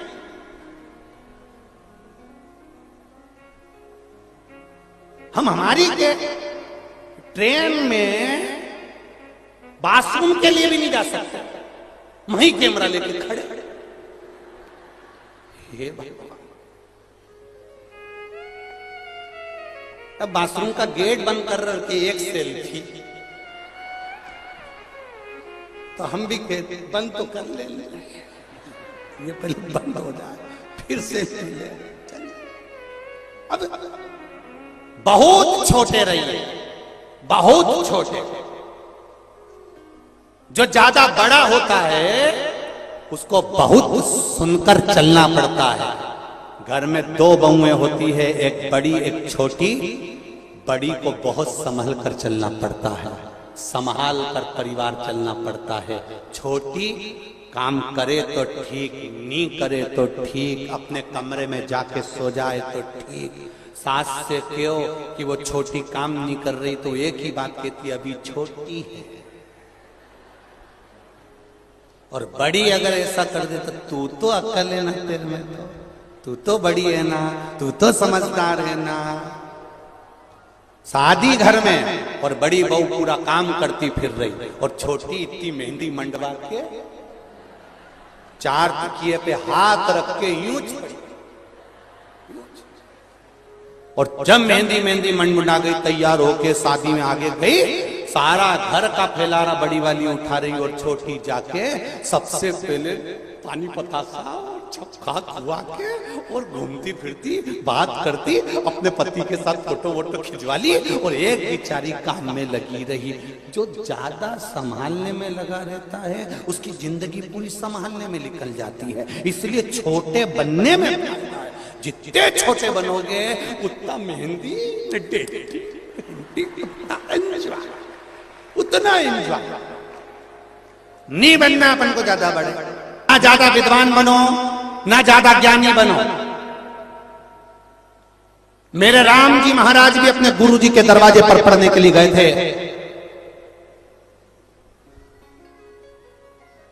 तब एक शिष्य ने गुरुदेव से कह दिया था, आप कहते हो यह परमात्मा है, तो फिर आपके दरवाजे पर पढ़ते क्यों हैं?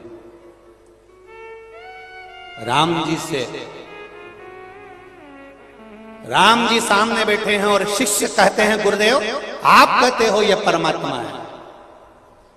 भय प्रगट कृपाला दीन दयाला कौशल्या हितकारी, हर्षित महतारी मुनि मनहारी, अद्भुत रूप निहारी, लोचन अभिराम निज आयु। आप कह रहे हो कि यह भगवान है, तो फिर गुरु के दरवाजे पर पढ़ने क्यों आए? क्या इनमें विद्वत्ता नहीं है? क्या ये विद्वान नहीं है? क्या ये ज्ञानी नहीं है? इतने में गुरु जी ने कहा अपने शिष्य से, ये भगवान है मैं जानता हूं, पर इसमें सबसे बड़ी बात ये है कि ये छोटे बनकर रहना चाहते हैं, और जितने छोटे बनकर रहेंगे उतने जनमानस के दिल पर राज करेंगे।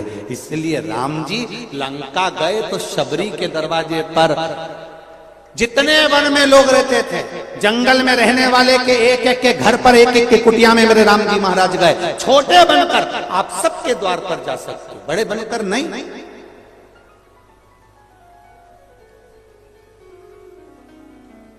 हम सुहेला में कथा करने गए, एक किसी भक्त ने कहा आप हमारे घर आना। हम सुहेला में उनके घर गए तो उनका दरवाजा छोटा सा, इतना छोटा सा, दरवाजे पे 2 दिए लगे हुए थे और दरवाजा बहुत छोटा सा। जरा सीखो, आज के दरवाजे बड़े बड़े हो गए, पुराने घर के दरवाजे छोटे होते थे। क्यों? वो पुराने दरवाजे हमको सीख देते थे, कितने भी बड़े परिवार की लड़की आ जाए, कितने भी करोड़पति की बहू आ जाए, हमारे घर में झुक के चलना सीख जाए। नहीं झुकेगी तो माथा भड़क के झुकेगी। इसलिए दरवाजा छोटा होता था तो बहुओं को भी नीचे झुककर चलना पड़ता था। आज के जमाने में दरवाजा हो गया ऊंचा तो बहुएं भी बोलते रही डोकरी,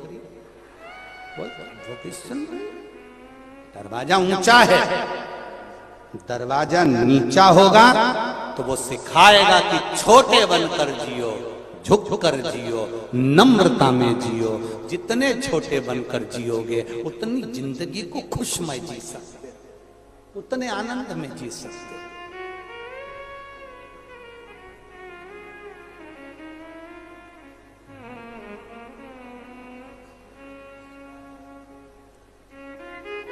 शिव जी समय आया, शंकर भगवान की जो आनंदमय लीला थी वो लीला का गुणगान हुआ।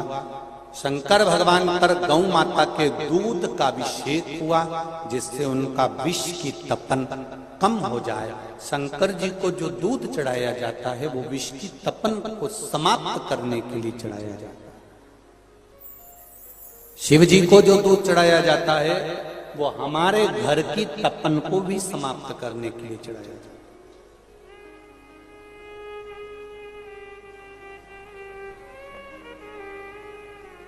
और एक बात बहुत अच्छे से जीवन में उतारना, शंकर भगवान ने कभी ये नहीं कहा कि मुझे 5 लीटर दूध चढ़ाओ या 4 किलो दूध चढ़ाओ या 10 किलो चढ़ाओ। कहीं लिखा पढ़ा तुमने?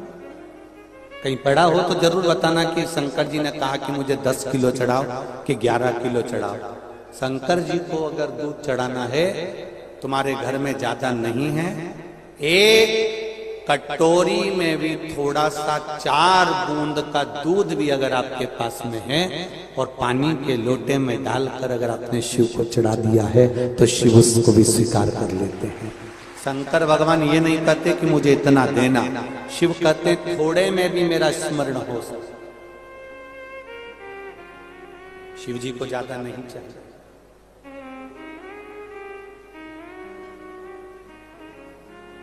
थोड़ा दो पर दिल से दो। एक बेलपत्री शंकर भगवान को दो पर दिल से। और एक बेलपत्री चढ़ाते समय तुम्हारे मन में यह भाव उत्पन्न हो जाना चाहिए कि एक बेलपत्री का वृक्ष मैं जरूर लगाऊंगी, इसलिए लगाऊंगी क्योंकि मैं मरकर भी चली गई तो मेरे भोलेनाथ को मेरे लगाए हुए वृक्ष की बेलपत्र कोई भी चढ़ाता रहे, इसलिए लगाता। एक बेलपत्र शिव जी को दे रहे हो तो वो दिल ज्यादा नहीं चाहिए शंकर भगवान। पहले के जमाने में तो बेलपत्र चढ़ी रहती थी, सब चढ़ा रहता था, पड़ा रहता था, कोई आता था तो उठाता था। आज के जमाने में तो शंकर जी के मंदिर में बेलपत्र ढूंढना ही मुश्किल पड़ जाता है। जो चढ़ा के जाता है वो दूसरे की उठा के ले जाता है, खा जाता है, क्योंकि औषधि है, औषधि।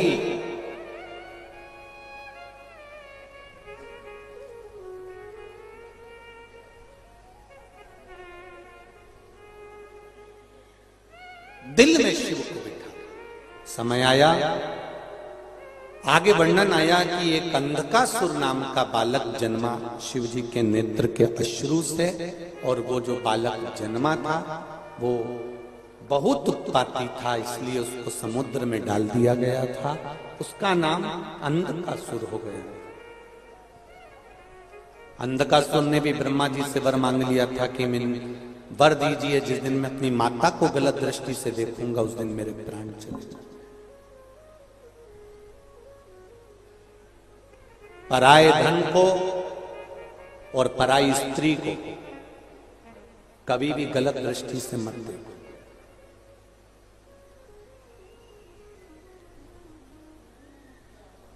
पराये धन को भी अगर तुमने गलत दृष्टि से देखा है कि मुझे ये चुरा लेना है, ये मुझे ले लेना है, वो बर्बाद कर देते। और पराई स्त्री को भी गलत दृष्टि से मत देखो, उसके स्वरूप को गलत मत मानो। प्रत्येक भारत की भूमि पर जन्म लेने वाली जितनी माताएं हैं उन सब नारी शक्ति में कहीं ना कहीं में माता पार्वती का स्वरूप है, ये जानकर नमन करते हैं। जानकर उसका एक स्वरूप हमारे लिए।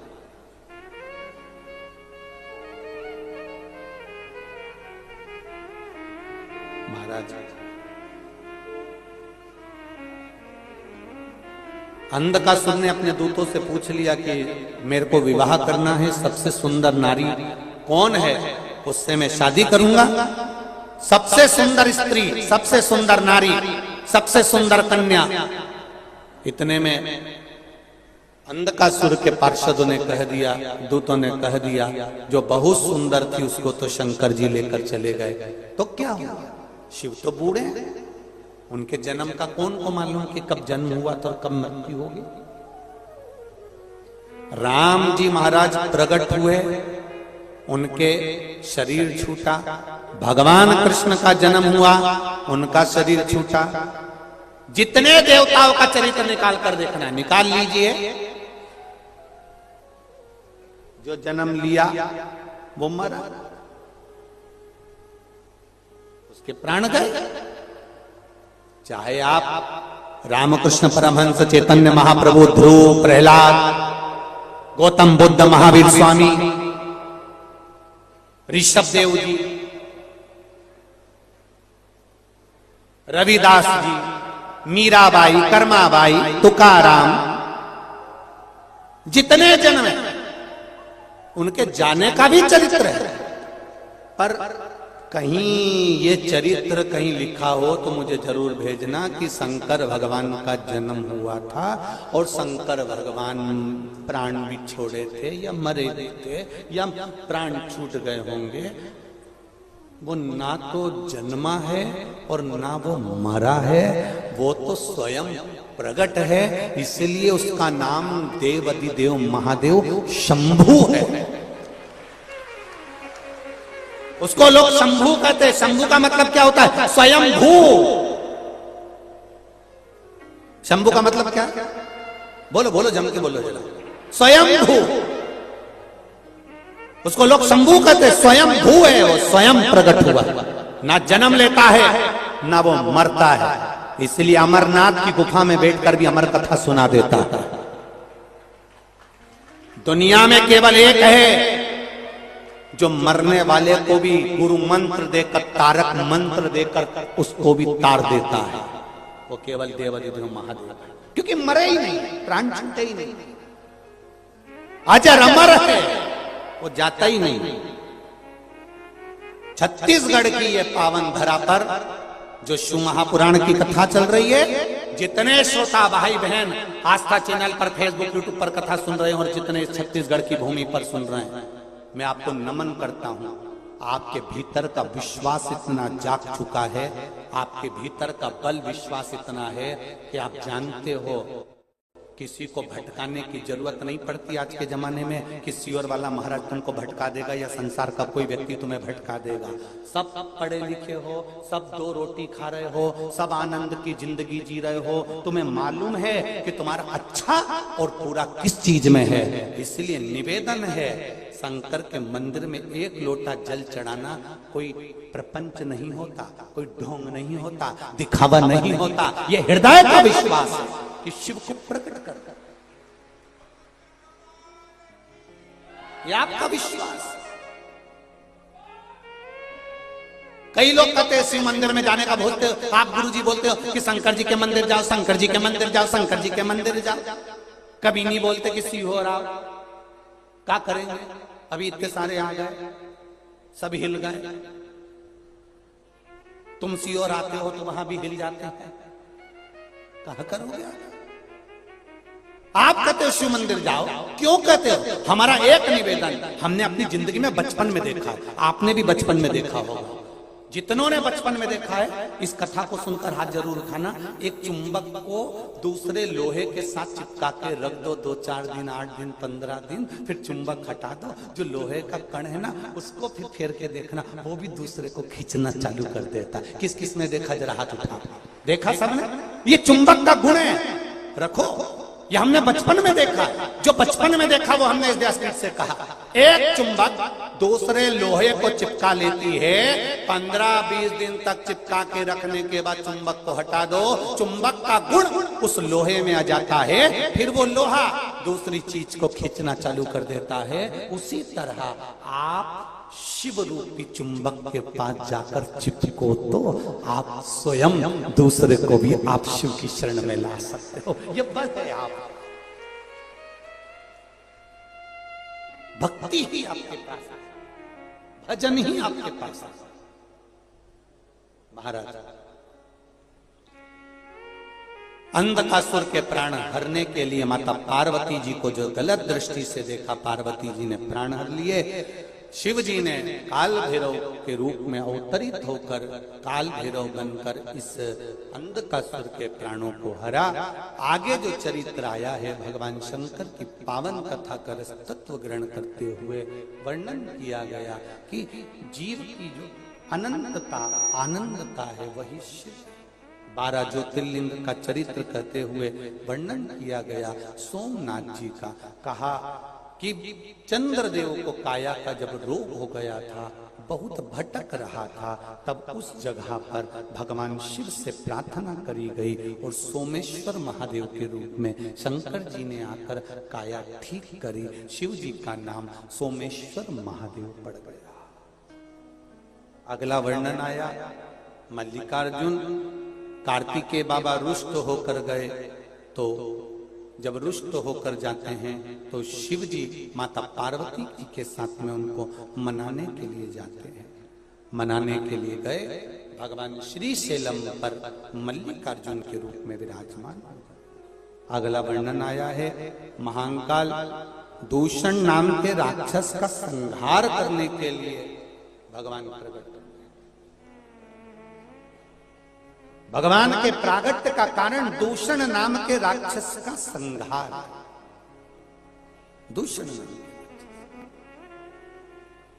दूषण नाम के राक्षस के संहार के लिए भगवान महाकाल बनकर प्रकट हुए हैं। उज्जैनी महाकाल में 4 अप्रैल से 2023 में शिव महापुराण की कथा रहेगी। आप सब आनंद से उस कथा को उज्जैन नगरी में आकर मां क्षिप्रा के तट पर श्रवण करें, अपने जीवन को सार्थक बनाएं। अगला वर्णन आया है, ओमकारेश्वर बिंद नामक पर्वत में तप कर कर भगवान शिव को यहां विराजमान किया। फिर वर्णन आया केदारनाथ जी का, नर नारायण ने तप कर कर भगवान को यहां विराजमान किया। भीमाशंकर कुंभकर्ण की पत्नी करकटी के पुत्र भीम, और भीम ने अपने पिता और ताऊ के वध का बदला लेने के लिए मंदिर देवालय तुड़वाकर स्वयं का स्थापना करवाई। तब शिव जी ने भीम का संहार करा। शिव जी का नाम भीमाशंकर हो गया। अगला वर्णन आया है, काशी विश्वनाथ मनु शत्रुपा ने तप कर कर भगवान को यहां पर विराजमान किया। काशी अभिमुक्त नगरी, मोक्ष नगरी। फिर अगला वर्णन आया है, त्र्यंबकेश्वर गौतम बाबा पर जब गौ हत्या का दोष लगा, शिव महापुराण की कथा कहती है, एक लोटा जल चढ़ाने वाले को अगर कोई पूर्व का भी दोष लगा होता है, किसी कारणवश कोई दोष पूर्व का भी लगा होता है, तो वह भी दोष समाप्त हो जाता है। भगवान पर से त्र्यंबकेश्वर भगवान ब्रह्मा विष्णु महेश स्वयं प्रकट होकर गौतम बाबा पे से गौ हत्या के दोष को मिटा देता। गौ हत्या के दोष को वो समाप्त कर देते। महाराज देखिए, संसार के लोगों ने कितना कितना विचित्र कर्म करा। गौतम बाबा आराम से अपना जीवन जी रहा है। गौतम बाबा भगवान की भक्ति में डूबे हुए हैं। गौतम ऋषि भगवत स्मरण में डूबे हुए हैं। गौतम ऋषि भगवत नाम में डूबे हुए हैं। गौतम ऋषि भगवत भजन में, कीर्तन में, मंत्र जाप में, आनंद में डूबे हुए हैं। और जितने भी वहां लोग रहते थे, उन्होंने गौतम ऋषि से थोड़ी सी ईर्ष्या उत्पन्न कर ली। ईर्ष्या उत्पन्न करी तो उन्होंने सोचा करें क्या, कि इसको तो भगवान की भक्ति में डूबा रहता है, भजन में डूबा रहता है, इसका नाम कैसे खराब करें, इसको कैसे हम नीचे गिराएं। तो उन्होंने सोचा एक काम करते हैं, गणेश जी को गाय बनाते हैं और गाय बनाकर गणेश जी को कह देते हैं कि तू गौतम ऋषि के आश्रम में अपना प्राण त्याग दे। गणेश जी को निवेदन करा, गणेश जी आप गौतम ऋषि के आश्रम में जाके प्राणों को त्याग दो। गणेश जी ने कहा, अगर मैं गौतम ऋषि के आश्रम में मरूंगा, गौतम ऋषि के आश्रम में मेरे प्राण छूटेंगे, तो गौतम बाबा पे तो गौ हत्या लग जाएगी। गौतम ऋषि पर तो गौ हत्या का दोष लग जाएगा। कई लोग बहुत संसार सागर में ऐसे पड़े हुए हैं जो आप लोगों के पीछे भी पड़े रहेंगे। तुम अच्छा करने के लिए आगे बढ़ोगे, थोड़े दिन आगे बढ़ने के बाद लोग तुम्हारा पांव खींचकर पीछे करना का प्रयास करेंगे। गौतम ऋषि के पीछे भी पड़ गए, पर गौतम ऋषि ने अपना भजन नहीं छोड़ा। गौतम ऋषि ने भजन करते रहे भजन। गौतम ऋषि ने भजन नहीं छोड़ा।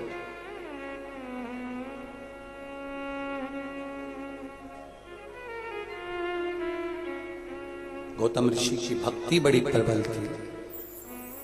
कबहू चूके ना, कबहू चूके ना, कबहू चूके ना कोई तेरा काम रे, भजले गौरापति को चूके ना कोई तेरा काम रे, भजले गौरापति को चूके ना कोई तेरा काम रे, भजले गौरापति को चूके बिना कोई तेरा सब गाइए भाव से। वो भजले गौरापति को, गौरापति को भजले गौरापति को, गौरापति को भजले गौरापति को, गौरापति को भजले गौरापति को, गौरापति को भजले गौरापति कबऊ चूके ना, कबऊ चूके ना, कबऊ चूके ना कोई तेरा काम रे, भजले गौरापति को। ना कोई तेरा काम नहीं, तो भजले गौरापति को। बोले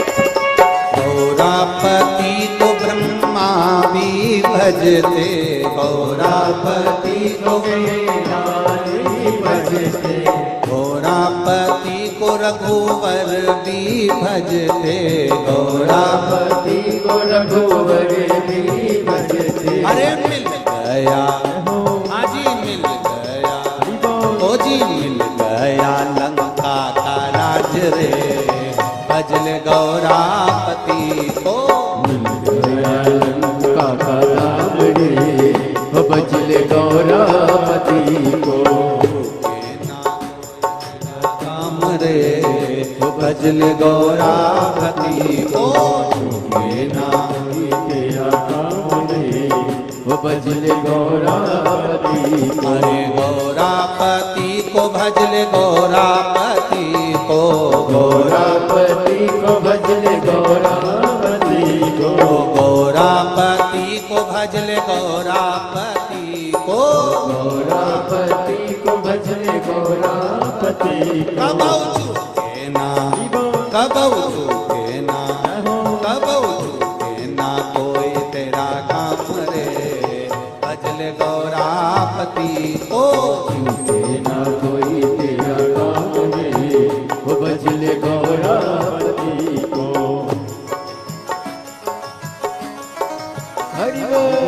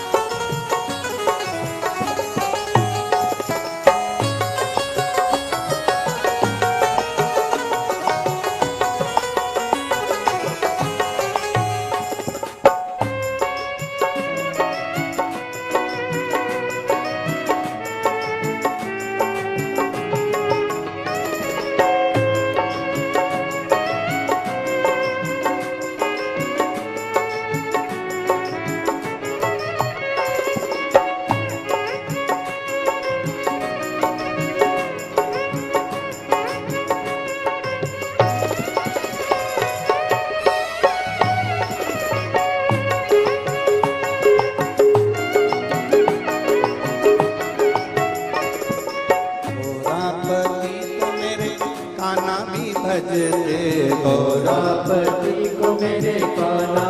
भजते, गौरापति को मेरे काना भी भजते, गौरापति को मेरे काना भी भजते, वो काना भी भजते, भजते ओ लाला भी भजते ओ कान्हा ही भजते गौरापति को मेरे कान्हा भी भजते ओ गौरापति को मेरे कान्हा ही भजते अरे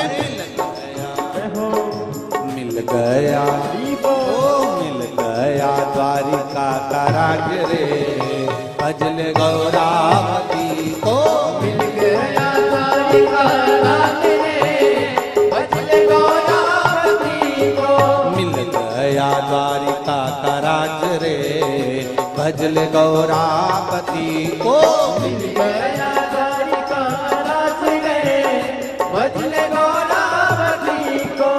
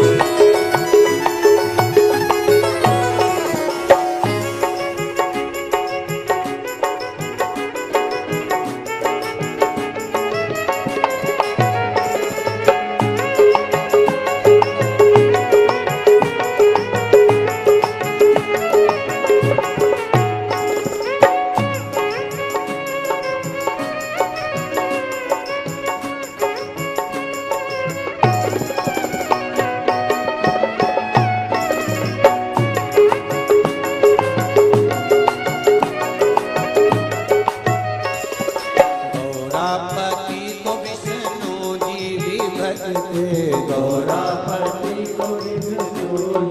भजते गौरापति को मेरे नारायण भजते गौरापति को मेरे नारायण भजते अरे मिल गया ओ मिल गया बैकुंठ राज रे भजल गौरापति को मिल गया बैकुंठ राज रे भजले गौरापति को गया बैकुंठ राज रे भजल गौरापति को मिल गया बैकुंठ राज रे भजले गौरापति को गौरापति को भजल गौरापति को गौरापति को भजले गौरापति को गौरापति को भजल गौरापति को गौरापति को भजले गौरापति कबऊ चूके ना कोई तेरा काम रे भजल गौरापति को छूटे ना कोई तेरा काम रे भजले गौरापति को ना कोई तेरा काम रे भजल गौरापति को छूटे ना कोई तेरा काम रे भजले गौरापति को भजल गौरापति को भजले गौरापति भजल गौरापति को भजले गौरापति भजल गौरापति को भजले गौरापति आर अपने स्थान पर बैठकर भगवान शिव से आज कथा का पंचम दिवस भाव से बाबा से कहें, दिल से विनती करें, निवेदन करें, अपने हृदय की बात देव महादेव से भाव के साथ में करें। शिव महापुराण के मूल मंत्र का स्मरण करते हुए सब अपने स्थान पर बैठकर बड़े आनंद के साथ बाबा से प्रार्थना। श्री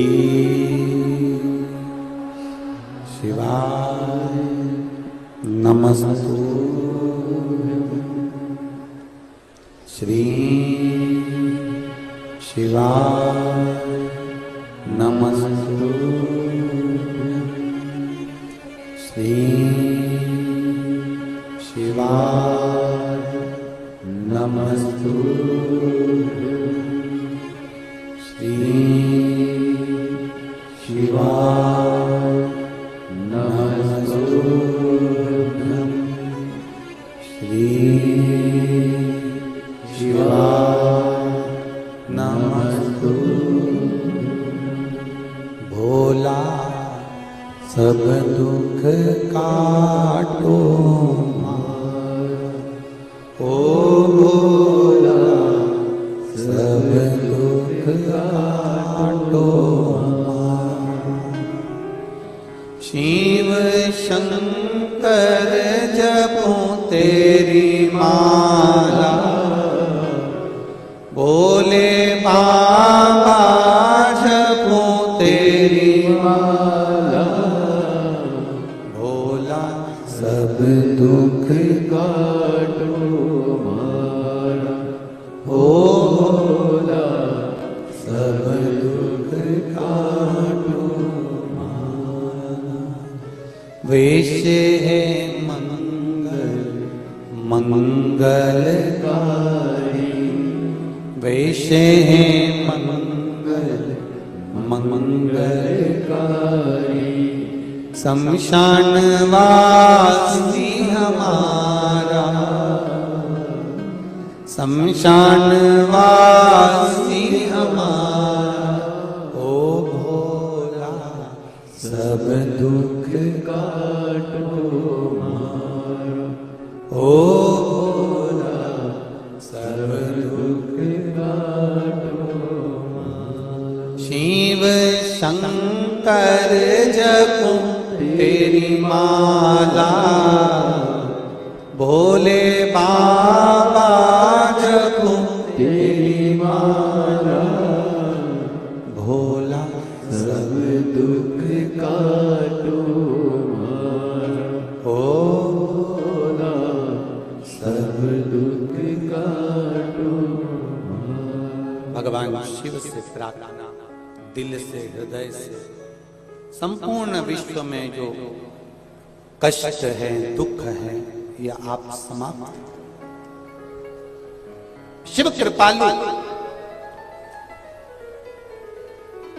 आप जितने भी लोग कथा श्रवण करने बैठे हो, चारों पंडालों में, पीछे के पंडालों में, रोड पर जहां बैठे हो, आपसे एक निवेदन जरूर है कि दिल से बाबा से कहो कि भोला सब दुख, ओ भोला सब दुख। बाबा से ये गुणगान कर कर जाना, हृदय से बाबा से कह कर जाना।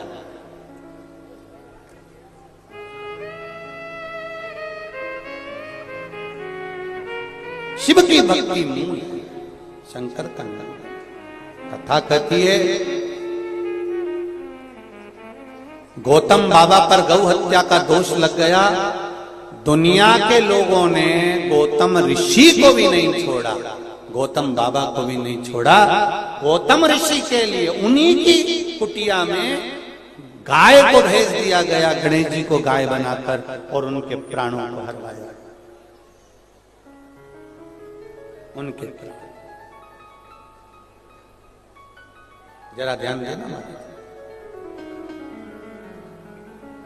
गौतम ऋषि बाबा पर भी गौ हत्या का दोष लगा दिया। वो भी कहकर जाओ गणेश जी महाराज, गाय का रूप रख कर जाओ और गौतम ऋषि के घर में जाकर, उनकी कुटिया में जाकर प्राणों को त्याग देना। उंगली उठाने वाले, अपशब्द कहने वाले, जब ईर्ष्या इतनी ज्यादा बढ़ जाती है, जब ईर्ष्या इतनी बढ़ जाती है, जलन इतनी बढ़ जाती है, ईर्ष्या इतनी बढ़ जाती है, तो वो कुछ भी कर सकते हैं। इसलिए गौतम ऋषि के द्वार पर गणेश जी को भेजा गया गाय बनाकर। गणेश जी ने समझाया, गणेश जी ने कहा तुम सब भी तो साधक हो, तुम ऐसा क्यों कर रहे हो, क्यों किसी पर दोष लगवा रहे? गणेश जी आपका काम है दोष लगाना, आप तो जाओ, बस हमने कह दिया वो करना पड़ेगा। गणेश जी गए, गाय बनकर अपने प्राणों को त्यागा, और गाय बनकर जब प्राणों को त्यागा, गाय बनकर जब प्राण छोड़े, सारे जितने भी उस आश्रम में लोग रह रहे थे उन्होंने कह दिया गौतम बाबा पर गाय हत्या का दोष है, इनको यहाँ से निकाला जाता है। धक्के मार कर निकाल दिया। निकालने के बाद गौतम ऋषि यहाँ वहाँ भटकते हुए रहे और उनकी धर्म पत्नी अहिल्या ने भी कह दिया आप पर जो दोष लगा है उसको मैं समाप्त कर कर रखूंगी। धर्म पत्नी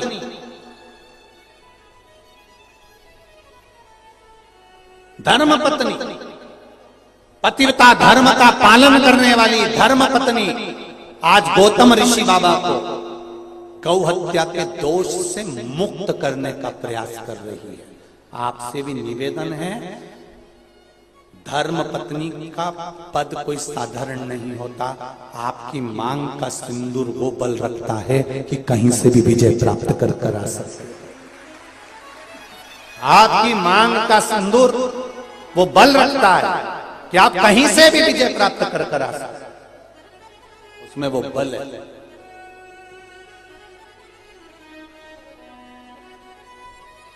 वो बल उसमें।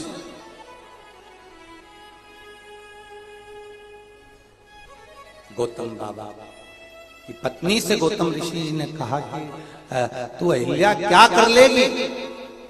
दुनिया के लोगों के सामने मेरे कुटिया में मेरे घर में गाय मरी पड़ी है, लोग तो यही कहेंगे ना कि मैंने मार दी होगी।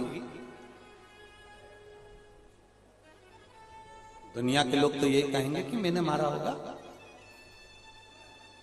अरे भाई, एक संत गौतम ऋषि को, एक ऋषि वर को भी लोगों ने उंगली उठाने के पीछे नहीं, एक ऋषि पर भी लोगों ने उंगली उठा दी और जान करके उनके आश्रम में गाय को मारकर पटक दिया। ये संसार के लोगों की चित्तवृत्ति में आना चाहिए कि दुनिया किसी को नीचे गिराने के लिए कितना कितना प्रयास कर सकती है। इसलिए निवेदन है, सावधानी से अपनी जिंदगी जियो। ये संसार कोयले की खान है, इसमें से धीरे से निकल जाना बड़ा कठिन है। बहुत सावधानी से भजन के बल पर निकला जा सकता है, स्मरण के बल पर निकला जा सकता है। भजन श्री शिवाय भजन के बल से निकल सकता। गौतम बाबा अपनी धर्म पत्नी अहिल्या से कहते हैं कि मुश्किल है कि मैं इस दोष से मुक्त हूं। समझाया ऐसे कैसे नहीं हो सकता। अहिल्या ने ब्रह्मा विष्णु महेश का आवाहन किया, स्मरण किया।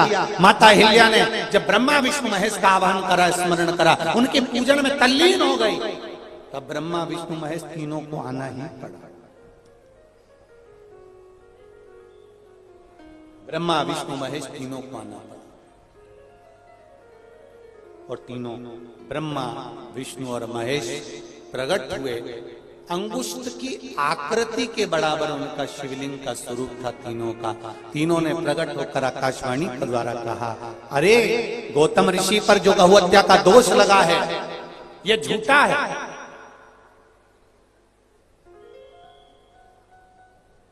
किसी को नीचा दिखाने के लिए लोग इतने नीचे गिर जाए। ब्रह्मा विष्णु महेश ने कहा, ये बड़ी विचित्र बात है। बहुत ध्यान दीजिएगा थोड़ा सा।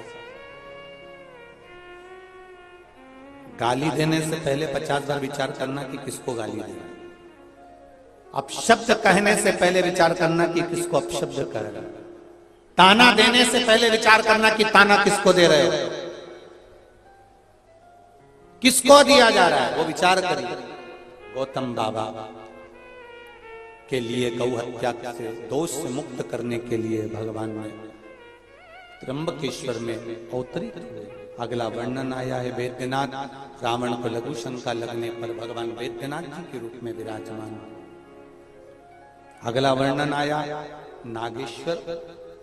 दारुक नाम के राक्षस का संहार करने के लिए भगवान नागेश्वर बनकर प्रकट। आज भी नियम है, स्वप्न में अगर सर्प दिखता है, किसी भी रूप में अगर सांप नजर आता है, तो फिर पान के पत्ते पर या पीपल के पत्ते पर नागेश्वर भगवान का नाम लेकर सर्प बनाकर जया, विषहरा, शामली बारी, दौतली, देव, ये 5 कन्याओं का नाम लेकर बहते पानी में डाला जाता। महाराज। फिर अगला वर्णन आया है रामेश्वरम। राम जी महाराज ने भगवान शिव की स्थापना कर पूजन करा, भगवान रामेश्वर के रूप में विराजमान हुए। अगला वर्णन आया है फिर कृष्णेश्वर। सुधर्म नाम के ब्राह्मण की 2 धर्म पत्नियां थी, सुदेहा और घोषमा। सुदेहा के यहाँ संतान नहीं थी, घोषमा के गर्भ से संतान हुई तो वो सुदेहा को दी गई और सुदेहा ने उस संतान का लालन पालन कर कर उसका सुंदर आनंद में विवाह